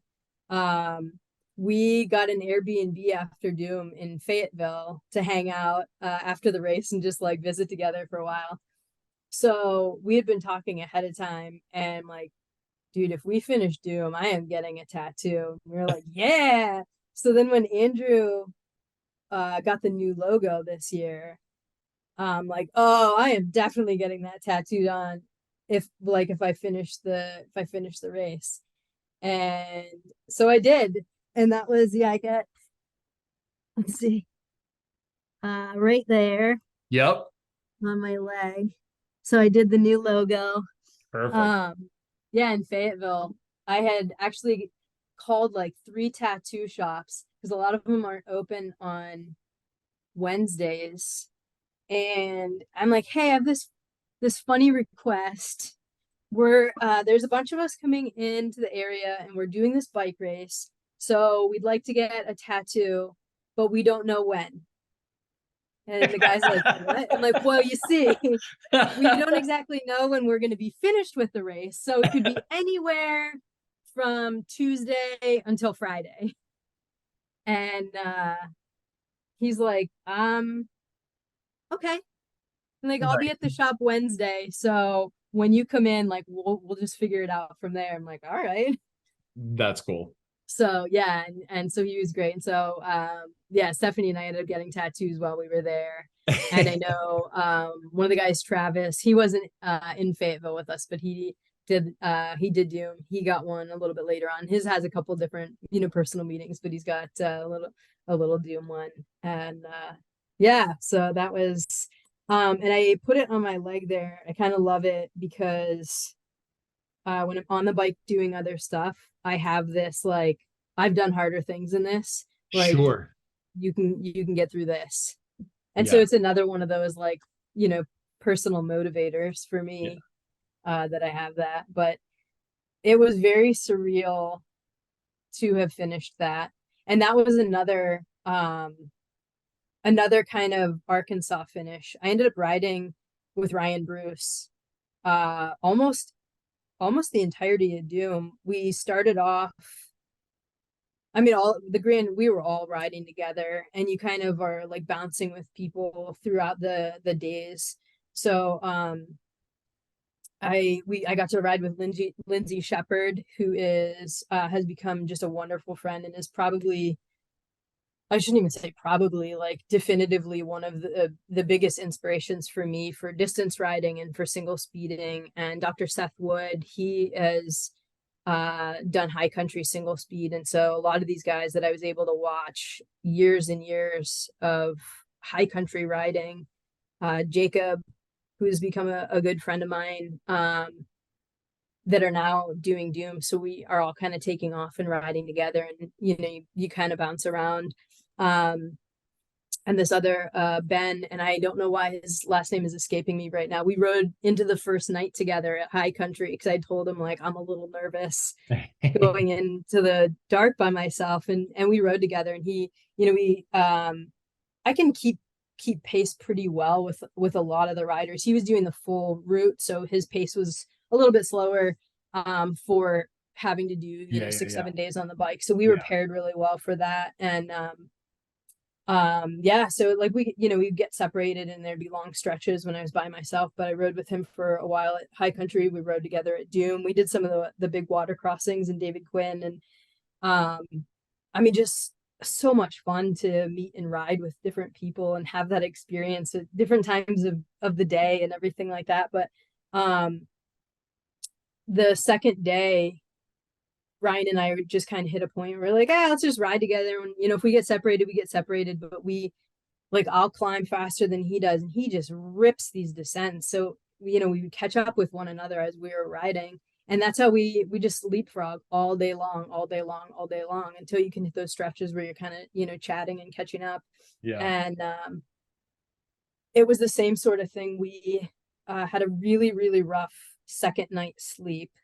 Well, it was freezing. all the nights. A lot of us slept in a bathroom the first night, campsite with, like tents and sleeping bags everywhere. And then the second night I forget the name of the store. It was like an outdoor store, and we set our bivvies up on the porch just so we were up off the ground. It's a little bit warmer. And there was a pavilion and a cemetery across the street from us that a couple other riders were at. And this is where I learned check track leaders when night hits, because you can see where riders are clustered, so you can find a safe place to sleep. And because I never looked at track leaders for anything. To me, it was just like, this is so other people can see where I am on the course, or if I need anything. And so I'd never really thought to utilize it that way. So that's something that, it took with me, going forward. That's smart. And so there were a couple people clustered there. So we're like, all right, we'll go there. And one of the riders woke up while we were trying to get to sleep. I think we got like an hour and 45 minutes of sleep. And one guy was sick, and he had been throwing up and not feeling good. There's no cell phone service. So we can't sleep. It's freezing cold. We're like, let's just ride. So our job was to tell Andrew that this guy was dropping from the race and he needed a ride. We were like, it could be hours until we get a hold of him.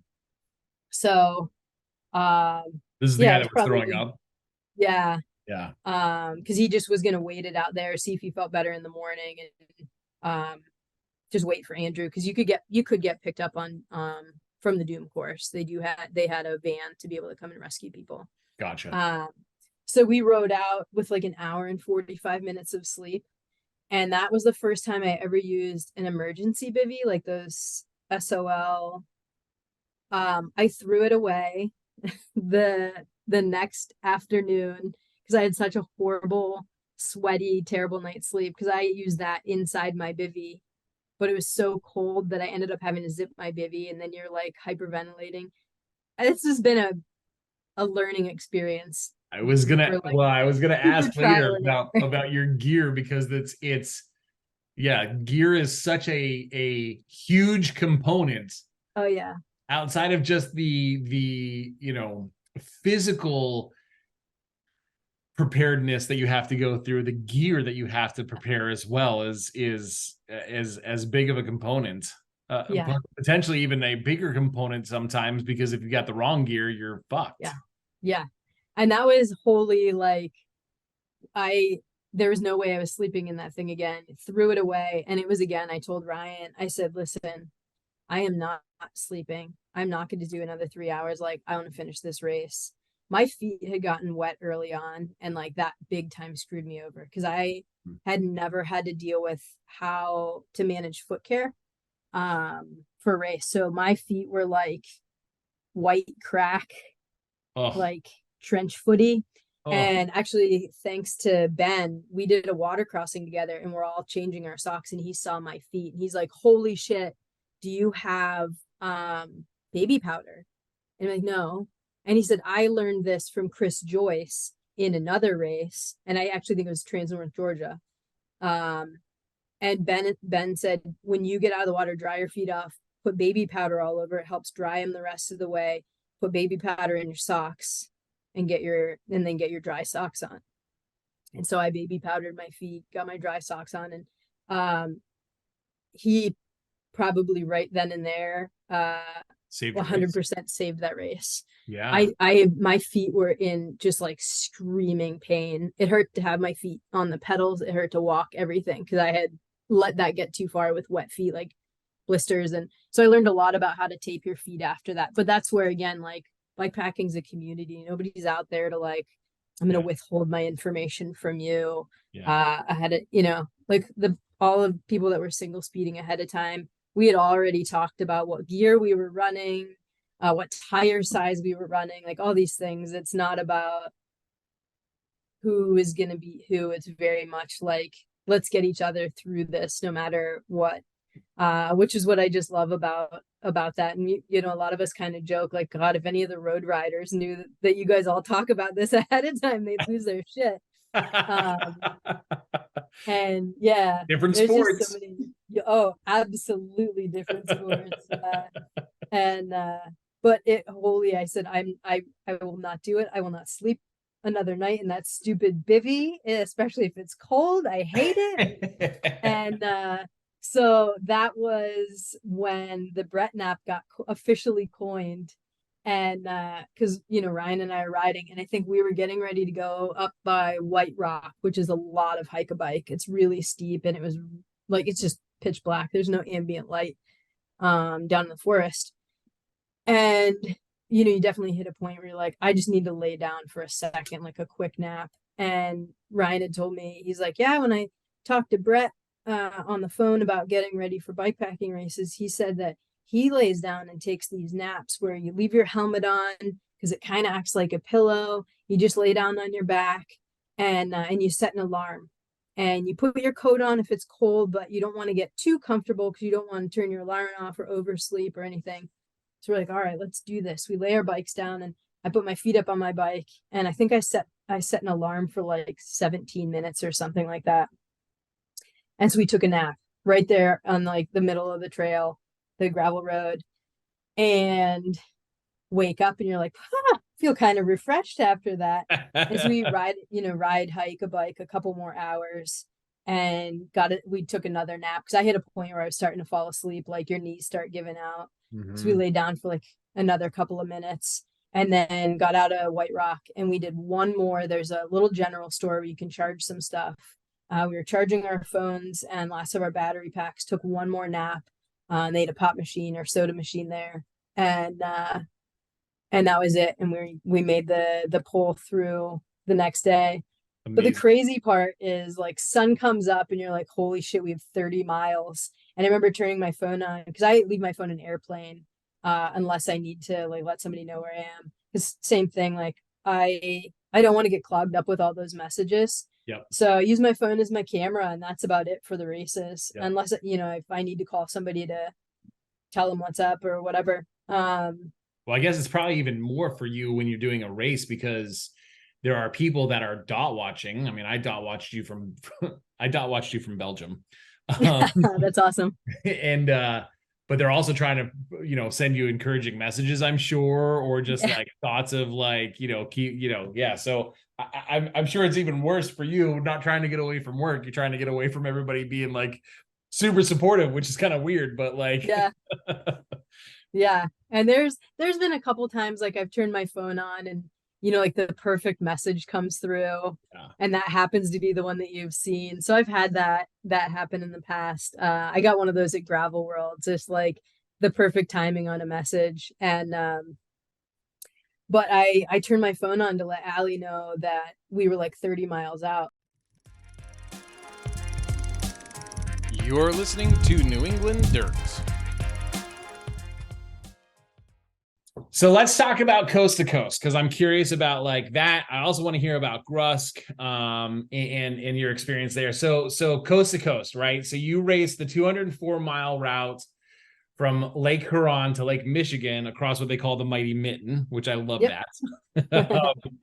And again, you're the first ever single speed female finisher with a time of 14 hours and 35 minutes, which is I mean, you talked about it taking a whole entire day to do 100 miles, and you did 204 in 14 hours.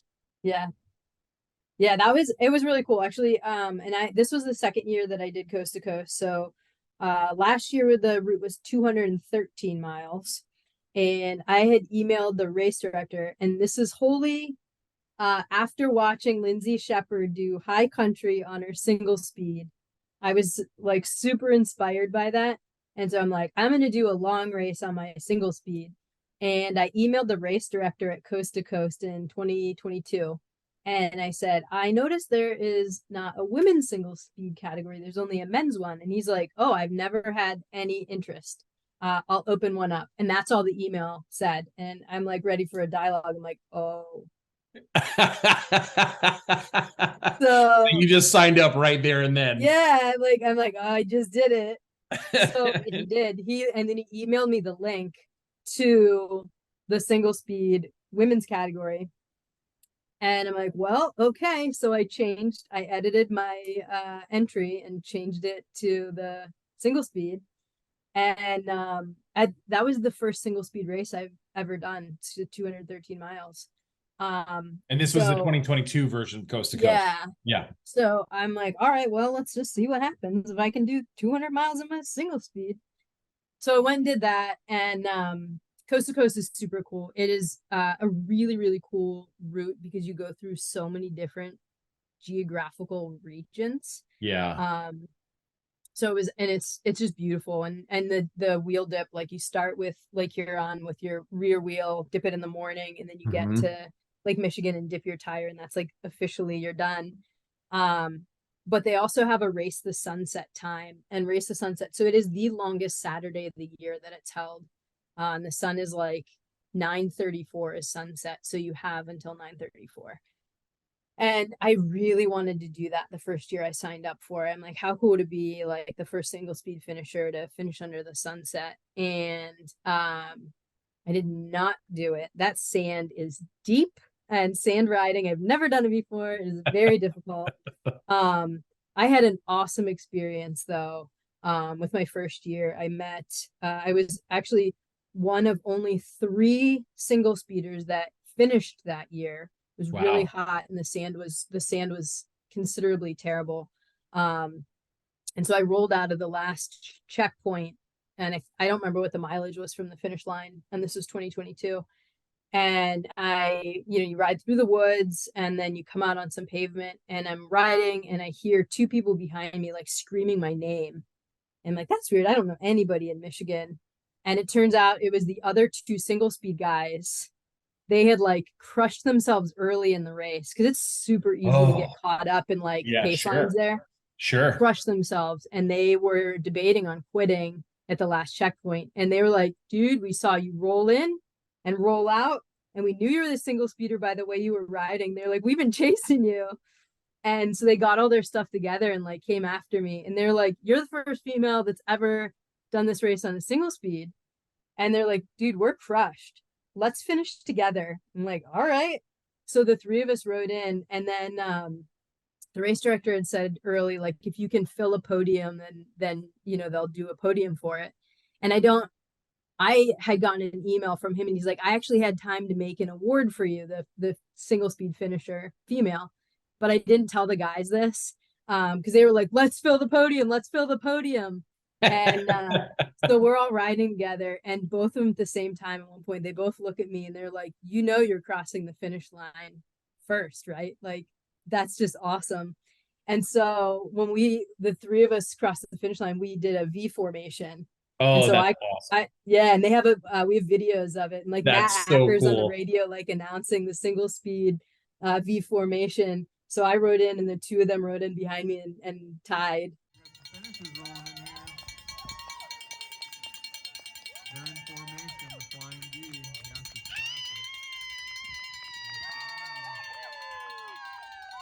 classic. So the 3 of us filled the podium, like just such a cool experience. That's super cool. And so I was so happy to have done that, but at the same time, like personal goals, and like I really wanted to race the sunset. Sure. So I came back this year to do that, and I did it. I ended up coming in at 8:36 or something like that. I think I finished. So I was really happy to go back and finish that. A little harder gear, and I should have gone a little harder gear than what I did, but I pushed, a lot harder at the beginning. Didn't overdo it, but enough to get myself well ahead of the game before the sand hit. So definitely worth, if somebody's curious about jumping into distance riding, but doesn't want the distance and the elevation, absolutely recommend that race. It's so well thought out. There's 4 checkpoints. They had a couple neutral water stations that are on it. And nice. It's just, it's a really, really enjoyable day on the bike. Nice. It seems from all the photos that I've seen and just knowing that part of the country that it's got to be really beautiful. Yeah. Yeah. Manistee State Forest is something to see, and something to ride through. And again, even the roads that you're riding on, there's like really fast hard packed gravel at the beginning, and then you come into kind of like the end of the first quarter, and it's really flat, like fields and a ton of wind. And so you have a lot of headwind going through different sections. And then it's like all of a sudden the headwind goes away and you're in forest rollers and there's a lot more trees. And that's when the climbing starts, is completely the second half of the race. And then you go from all this climbing, these rollers, right into the sand and into Manistee Like State sugar sand, Forest. like beach style sand. Oh yes. Like, yeah, 6-inch deep, like Oh, all over the place, and just like stops you dead in your tracks kind of sand. Oh. But it's so cool, just the whole of it, and all the different pieces work so well together. So that race will always be like have a special place for me. And I think like being the first big mileage race that I ever did on a single speed, but it's just so enjoyable to look back on. Very cool. And then how about the GRUSK? Because the other big event that you did this year so far is the GRUSK. Sorry, go ahead. Oh, so yeah, I wholly want to go back and tour this so I can actually see what this race looks like. Because what I did see was absolutely beautiful. I think the tough part this year is I really loaded the beginning of my season quite a lot. And so GRUSK was the third race that I had within a month.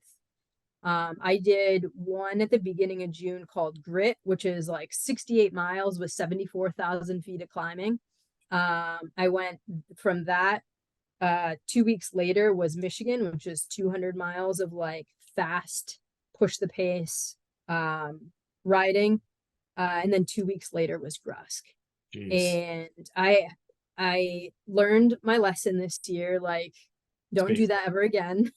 Yeah. That was just a lot to push. So truth be told, I did not even want to go to GRUSK. Like the morning, the Thursday before the race, when we were getting ready to drive down there, like I was ready to just like pack it in and take a couple of days off work and just not go.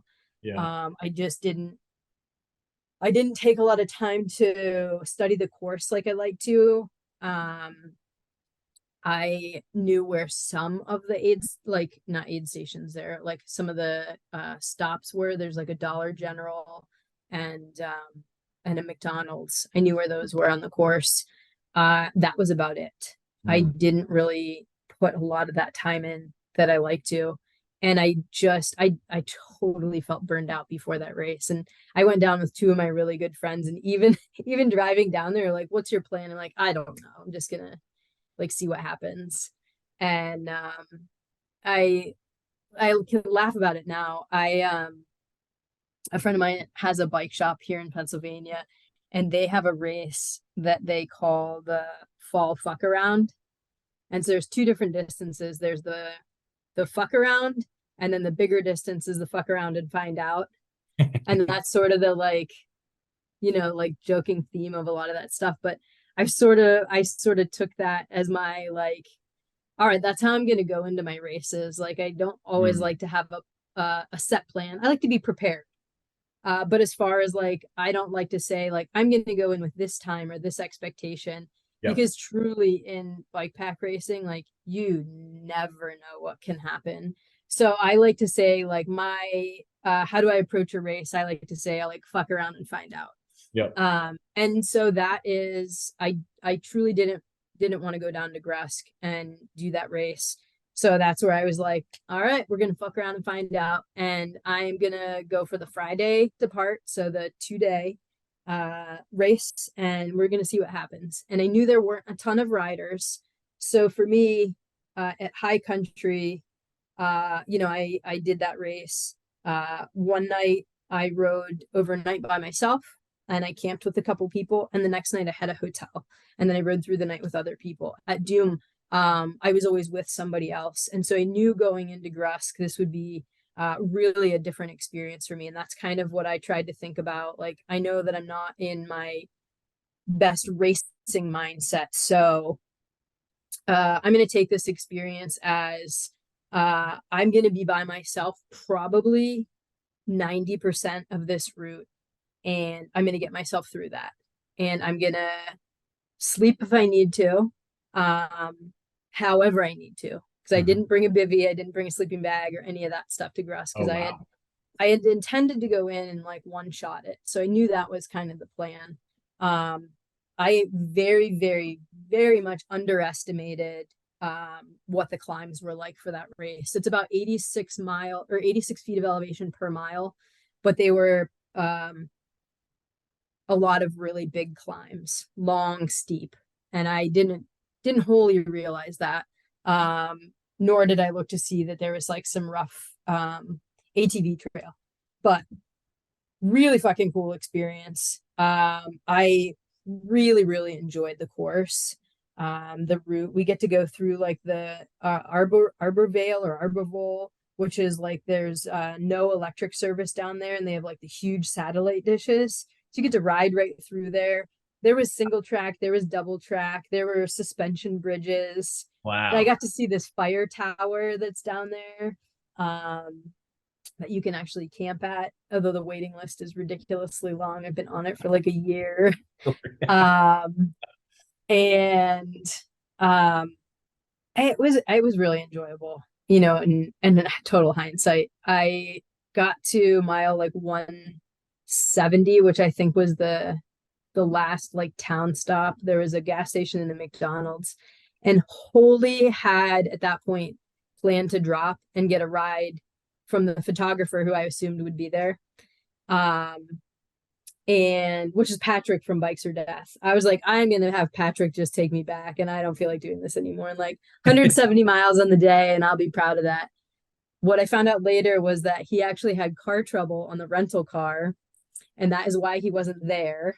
So yeah. So the gas station had cell phone service. I call Allie because I couldn't get a hold of anybody else. And I'm like, this sucks. Like 90 miles to go. I have no way to get back, but I don't feel like riding. She was like, well, at least it's only 90 miles. You might as well get started. I'm like, all right. So I go back into the gas station and I bought like 2 more ice creams because I did a really, really bad job of like managing my food and hydration during this race. So I think what happened was I got pretty behind in my hydration. And then some of the food that I ate ended up giving me an upset stomach from that. And I had like really bad sour stomach and got nauseous. And so I drank a ton of liquids at the gas station, refilled all my bottles. And for that last 90 miles, I just made a point to say, like, take sips, constantly take sips, and trying to get my legs back underneath me, which I eventually I didn't catch up, but I got my legs back and actually felt pretty good coming into the finish. Nice. So that was a really great learning experience. I took a bunch of Brett naps during that. I gave myself 3 5-minute naps. Wow. And that was it for the 262 miles. And then I rolled in, and my friend Chris and Patrick from Bikes or Death were at the finish line, and we kind of hung out and chatted for a while, and then took a little nap after that. So I'm curious, you know, you've had 5 FKTs this year.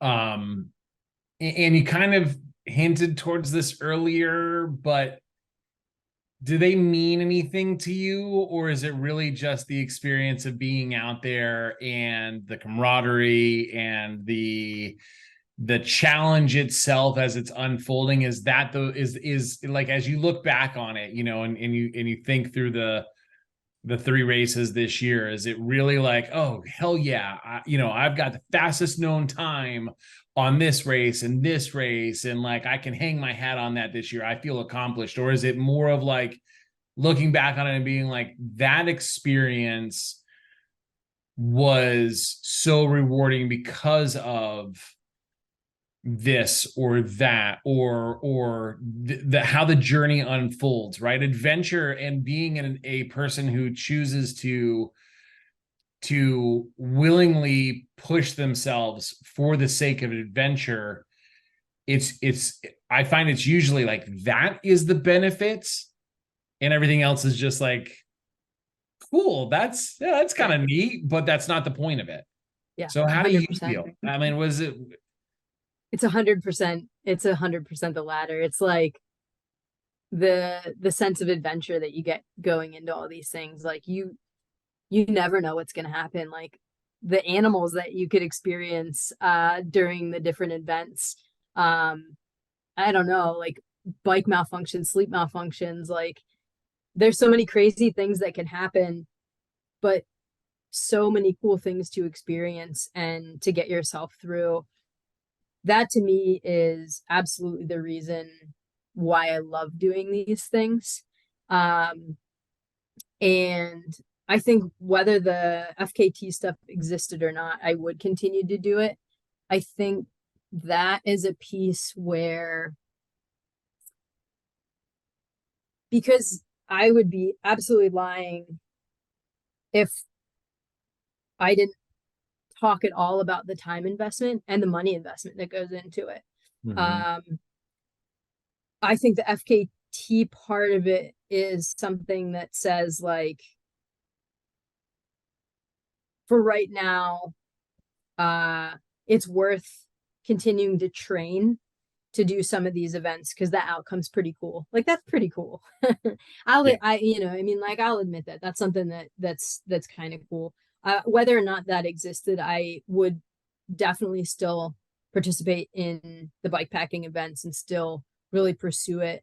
I don't know that I would pursue it in quite the same vigor. Body wrecking. Yeah, like that lack of sleep is it takes such a toll. And I think that's where, like, especially going into GRUSK, like there was a lot of lack of sleep going into that, with a lot of the training and the racing. And I have a full-time job. And so putting in the training, like I have to make up hours in the day that I can do a lot of those things. And so I think those pieces help with the competitive push to keep doing those things. But holy, I would absolutely keep doing all of it because it's such a rewarding experience for the adventure. Like, you get to have these mini adventures in your routine of life that nobody can ever take away from you. And I just think that's the coolest thing. Like, and I think when I look at other things, like, it helps to create the idea of, like, oh, I don't have to put so much planning into like a weekend trip. It's like, oh, it's Friday, like, fuck it, let's pack the car and drive somewhere and do something cool. And it sort of brings back that spur of the moment excitement and the want to keep pursuing the adventure and not feel like, it's probably twofold on this, but like not feel like I'm just settling into a 9 to 5 routine and go to work and go home and cook my dinner and do this. It gives me a reason and a purpose not to fall into that kind of norm that socially we've sort of created. And I think that's a piece that I really love about it too, is feeling like that. But I think sometimes it's hard, like I said earlier, transitioning back to normal life, or like, do you think everybody feels like they just have settled in to this, like this is how life's going to be in a routine? Or do you think that they really enjoy it? Because I enjoy getting out of that more than anything. And so it's really interesting. I think it's made me really introspective with a lot of things. Yeah.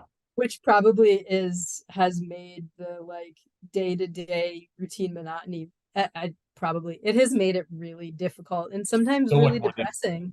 Yep. Yeah. You can start. I mean, I don't want to get philosophical too much here, but you can start to really relate and I think find symmetries with Civil Disobedience by Thoreau, right? Like there are like, fuck this shit. It's not worth it. But yeah. So I want to talk real quick about gear. I'm curious because we all have our own sort of, I cannot live without this piece of gear for whatever the adventure happens to be. What is your favorite, can't leave home without it, piece of non-essential gear? Ooh. That is a really good question.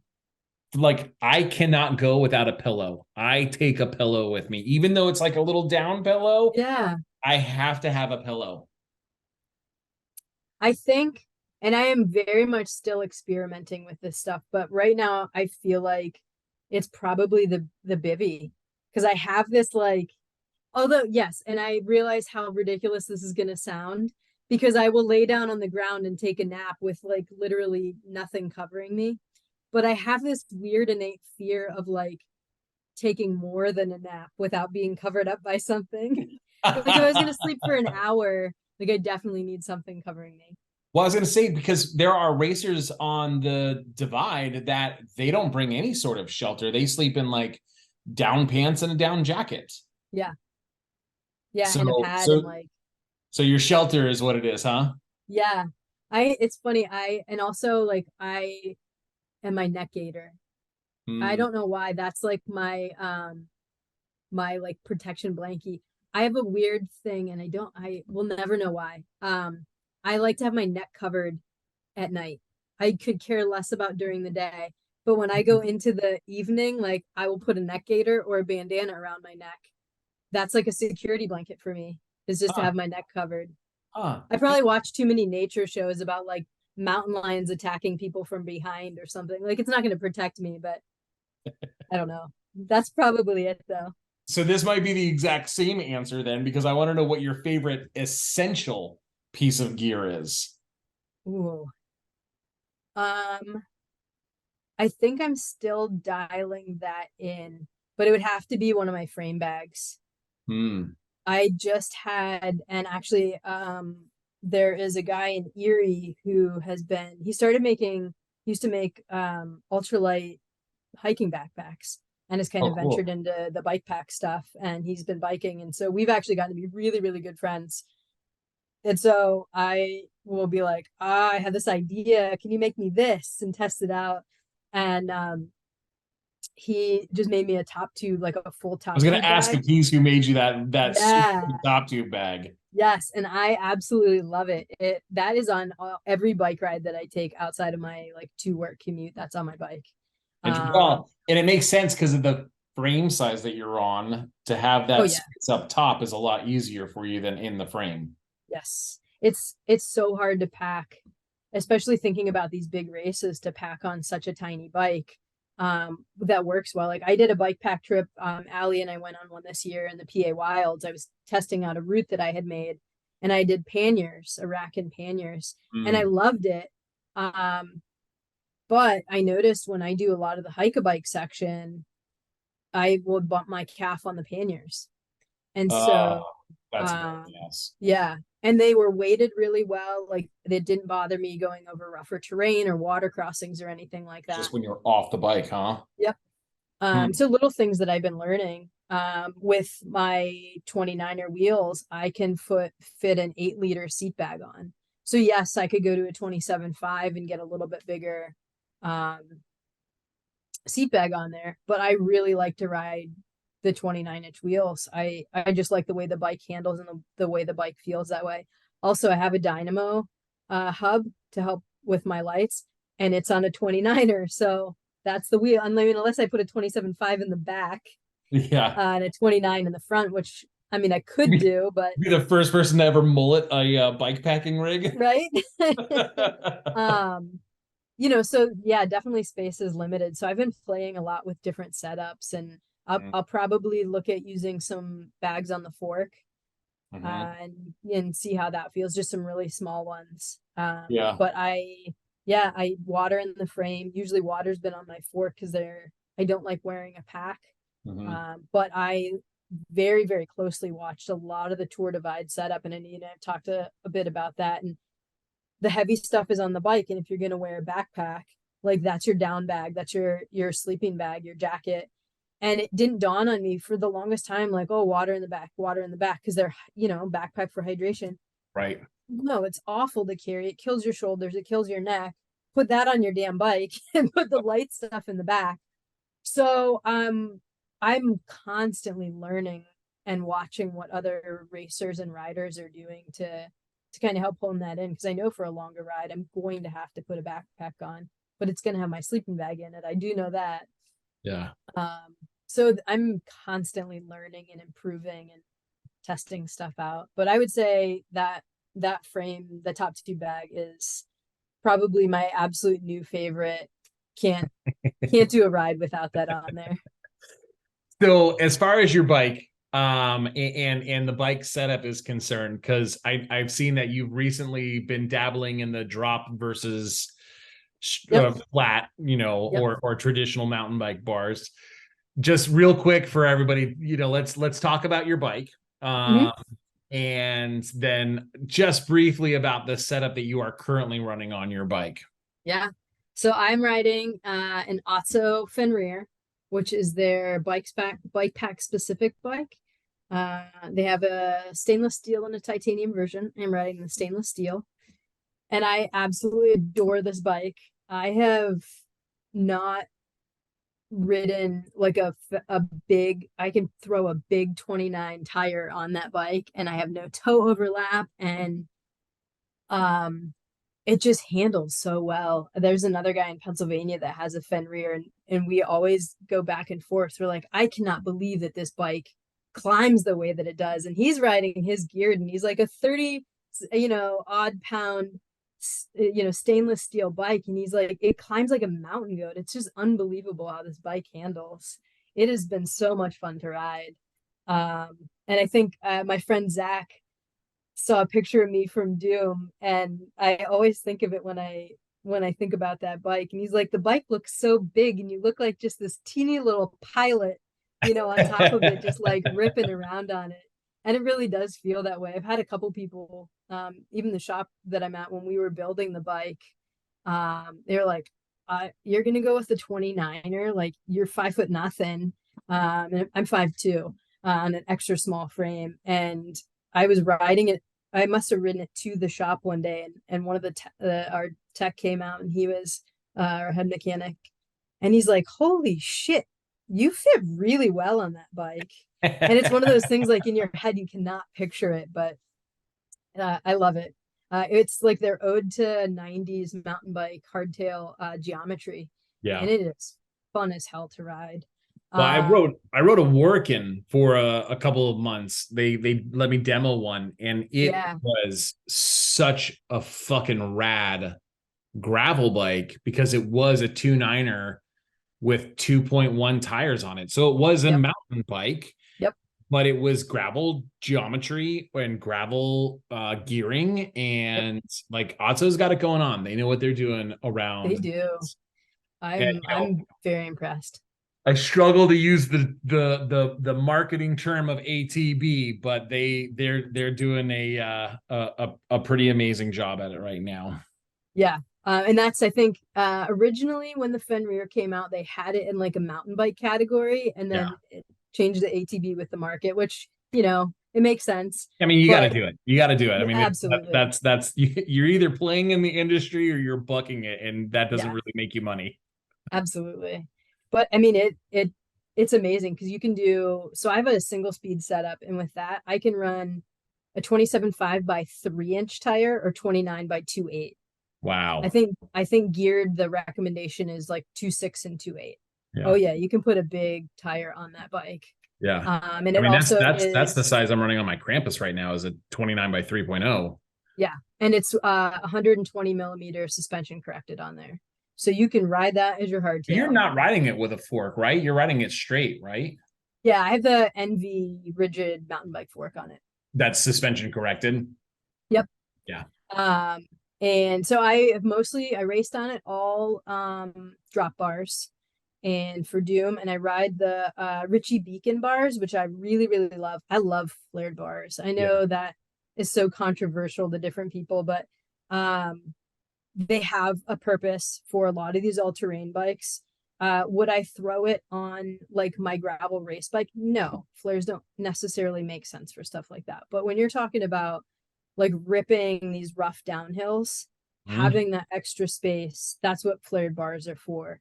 And having that bike set up as a single speed, or flared bars when you have these really, really big climbs, you get a shitload more leverage from a wider bar. So they do have a purpose.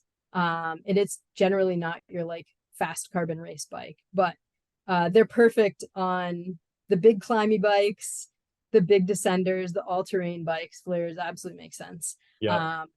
And yeah, just recently, so I was planning on doing the Trans North Georgia race, which is like a 350-mile point-to-point mountain bike race. So I threw flat bars on, and I had ordered them. And then again, this is like before GRUSK. I had kind of like penciled this in on my schedule. After GRUSK, I realized like holy burnout and I needed a break. So I made the decision to like unpencil that from my schedule. And I haven't been riding mountain bike that much in the last 2 years.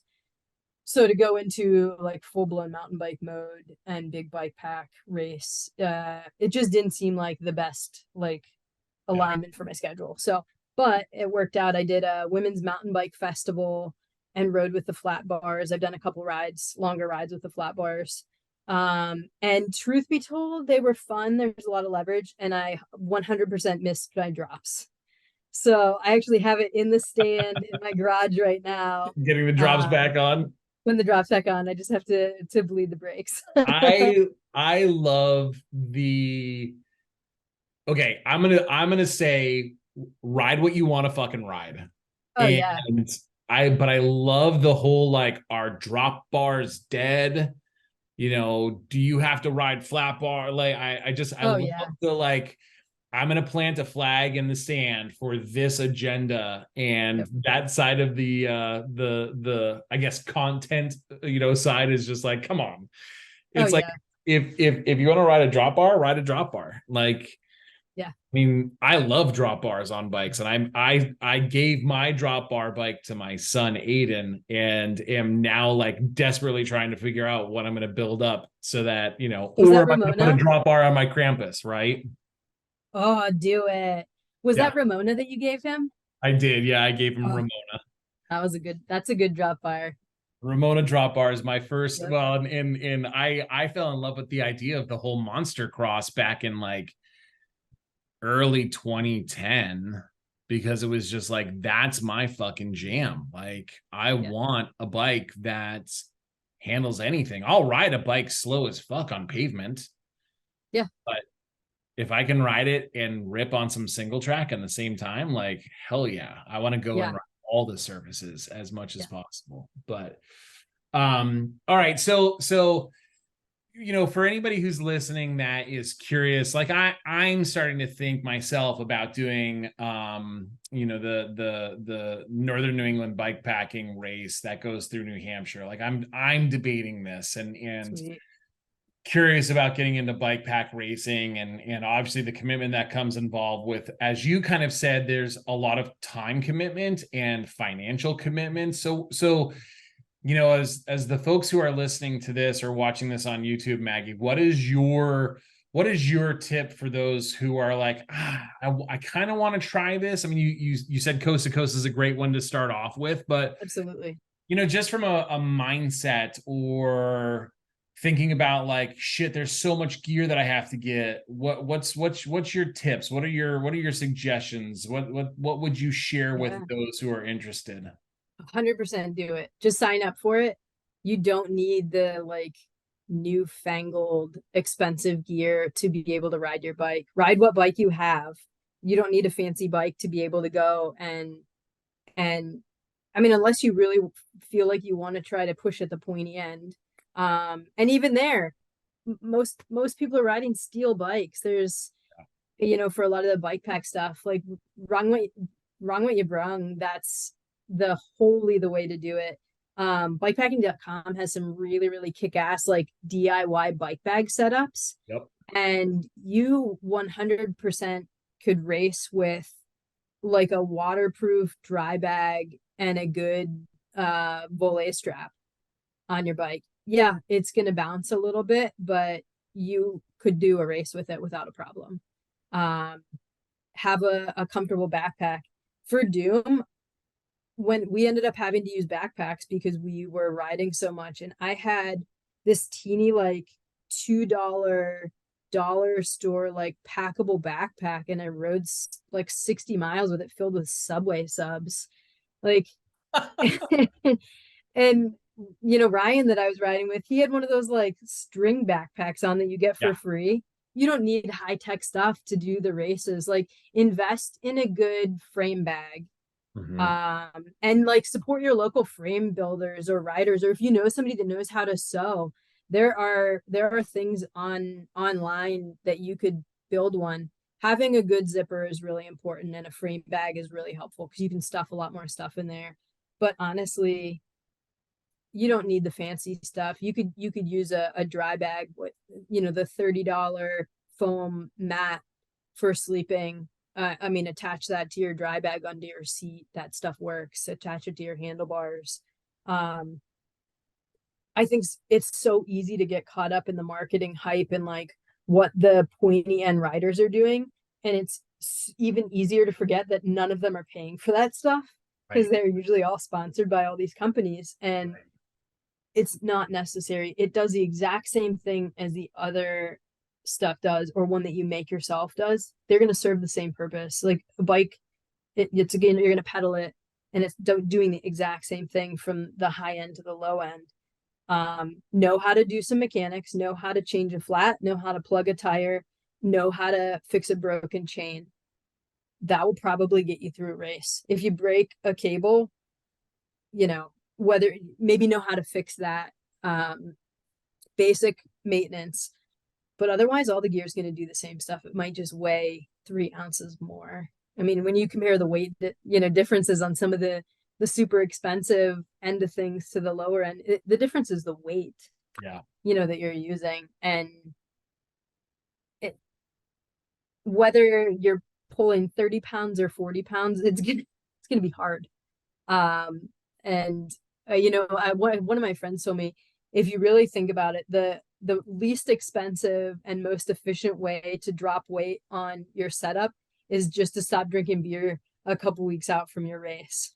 You know, if you lose a couple pounds off your body, which is more controllable, you know, you could drop 5 pounds or spend $1,000 to try to drop it on gear. So I think just do it. Find something that's close to home, that you don't have the time investment, and 100% find a loop course for your first race, and not an end to end, because the logistics become really difficult just to wrap your head around. Study the course, but fuck around and find out. Just get out and do it. You don't need the fancy stuff to be able to make it possible. Yep. And I would even go as far as to say, like, all the technology that they tell you that you need to have, you can do a lot of this with your phone too. And absolutely, you said, you know, it's difficult when you're looking at Ride with GPS, but there's also the Gaia app, which has become hugely helpful on some of my adventures. Just like, oh shit, like nothing's working. Gaia app always works for some reason. It's just weird. Yeah, I think she's looking out for us. Yeah, always. Yeah, my friend Aaron, that's what he primarily uses for stuff, is Gaia. Yeah. Yeah. So there's other ways, and I you've referenced it multiple times, Maggie, but I think it stands reason to mention again is everybody in the community wants to support everybody in the community, and it's not like nobody's holding up, you know, nobody's gatekeeping, nobody is trying to keep from doing it. Everybody wants more folks in it and involved in it, because it's a sport around camaraderie and support and building a community around it, and therefore go on all the forums because everybody's willing to share what their knowledge has been and absolutely and so forth, which is cool. So yeah, and if there's somebody that you follow on social media, shoot them a message, because more than likely they're going to be totally open to answering questions and talking about it, and just super excited that maybe they're getting people excited to try something like that out. That to me is one of the most rewarding things, is, you know, if you get a message or something from somebody and they're like, oh, it's so inspiring to watch you do this, like I signed up for this. Or you know, I had somebody this was last year actually, sent me a picture of their handlebar setup, and he's like, I saw you do this on your bike and I was super curious, so I did it. And he's like, I love this, because I would use those Owry grips in my Yeah. drops. Yeah. The squishy mountain bike ones, because they're super comfy for Super riding down in the drops. And I saw it because my friend Scott did it, and I thought it looked really comfortable. But yeah, just little things like that, and you're like, oh, that's so cool that somebody else tried something like that and is having good luck with it. Yeah, just reach out, and everybody's super pumped to get people excited about riding. So Maggie, what's next for you? I have a little Pennsylvania fun. I decided, since I'm not doing Trans North Georgia, it does not mean that I'm not doing anything. It just means I'm not traveling as far. We had some work around the house that won for funding, but there is a route in Pennsylvania that's called the Pants route. It's PA north to south, and it's like 333 miles. And I forget what the elevation is, but it runs the entire state line to state line, north to south. That's the name. So I'm gonna head out and do that. The start of it's like 3 hours from where I live in Erie, and Allie's gonna drop me off on like a Saturday or Sunday. I'm gonna do the Pants route, and then that leaves me in Hancock, Maryland, and so it'll be probably the middle or the beginning of the week when she'll have to work. So I'm just going to start biking home from there. Nice. See how far I get. But I think what I'll do, because she did the Gap Trail earlier, the Gap and the CNO. So Hancock, Maryland's right on the CNO. So I'm going to pop on the CNO and ride my way towards Pittsburgh and do the Gap Trail. I'm like, that seems like that'll be fun, mellow. And then depending on how long that takes, she'll either pick me up in Pittsburgh, or if it's still during the week and she's at work, then I'll just start biking towards Erie. So that's my next plan in a couple weeks. And then Arkansas High Country, the full route. This has been the dream trip since 2019. So I'm officially signed up for it and ready to rock. This year? Yep. Nice. Yeah, I think October 7th, I think, is the grand depart this year. It's the first Saturday in October. Very cool. Yeah, so it's funny because a lot of people are like, what rides are on your bucket list? And, everybody's got these big bucket lists, and it's Arkansas High Country. That has been like the bucket list since 2019. And so I'm really excited to actually have that come to fruition. Very cool. Yeah, that's been the dream ride for a couple of years. Good luck on your preparation and your training and all that goes into that. So for those who are listening or watching this, how can people find out or learn more about all of your adventures? Where can they go to follow? I am on Instagram, and that's pretty much it. But my handle is largemarge03, and I think it's large_marge03. And that is where I post any and all of the ride updates. Nice. Yeah. Well, very good. Well, Maggie, it's been awesome. Thank you so much for joining me on this episode of New England Dirt. I really appreciate it. It's New England Dirt, but we haven't talked at all about riding. Well, we talked about the VTXL, so that's New England. Yeah. And I can tell you my other bucket list, because I'll be up there probably next year. I'm going to do the Super 8. Nice. Yeah, that's been Are you one going to of do the Grand Depart? I think so. We'll see how it works out with like work scheduling and stuff like that. But that's kind of been second in line behind the High Country since starting to do bike pack races. And are you going to do the full 8, or are you going to do one of the loops? I would like to do the full 8. Yeah, cool. Yeah.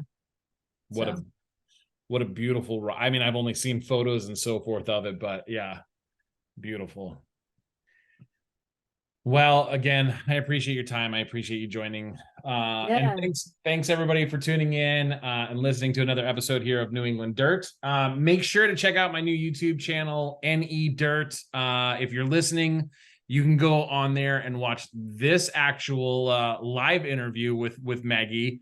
But there's a ton of other content that I put on there for my own bike packing adventures. I just put out a video of August, my youngest son and I riding at Highland Mountain Bike Park. So you'll see an 8-year-old starting to shred and hit jumps and drops. Is that when you pulled him into that last drop? Yeah. Yes. Well, awesome. that was 2 days before we actually did the video. Okay. He's at summer camp right now there. Oh, that's awesome. Could you imagine being a kid and going to summer camp for riding your bike? That's amazing. It's so amazing. And then, please, I mean, I hate doing this part of it, but please leave a comment on Spotify, Apple, YouTube, wherever you're doing. It helps the algorithms. It helps gets this message out to more people. So if you enjoyed it, please share it. Please comment, because it definitely goes a long way for other people to learn about this and hear all the fun, exciting stuff that Maggie had shared. And then also please go on Instagram, follow me. It's NE_dirt_podcast, or my personal MTB Ben 603. And then any feedback, thoughts, or suggestions on future episodes, email me, ben@nedirt.com. And thanks again, everybody, for tuning in, listening. And I hope you found time today to get out on your bike.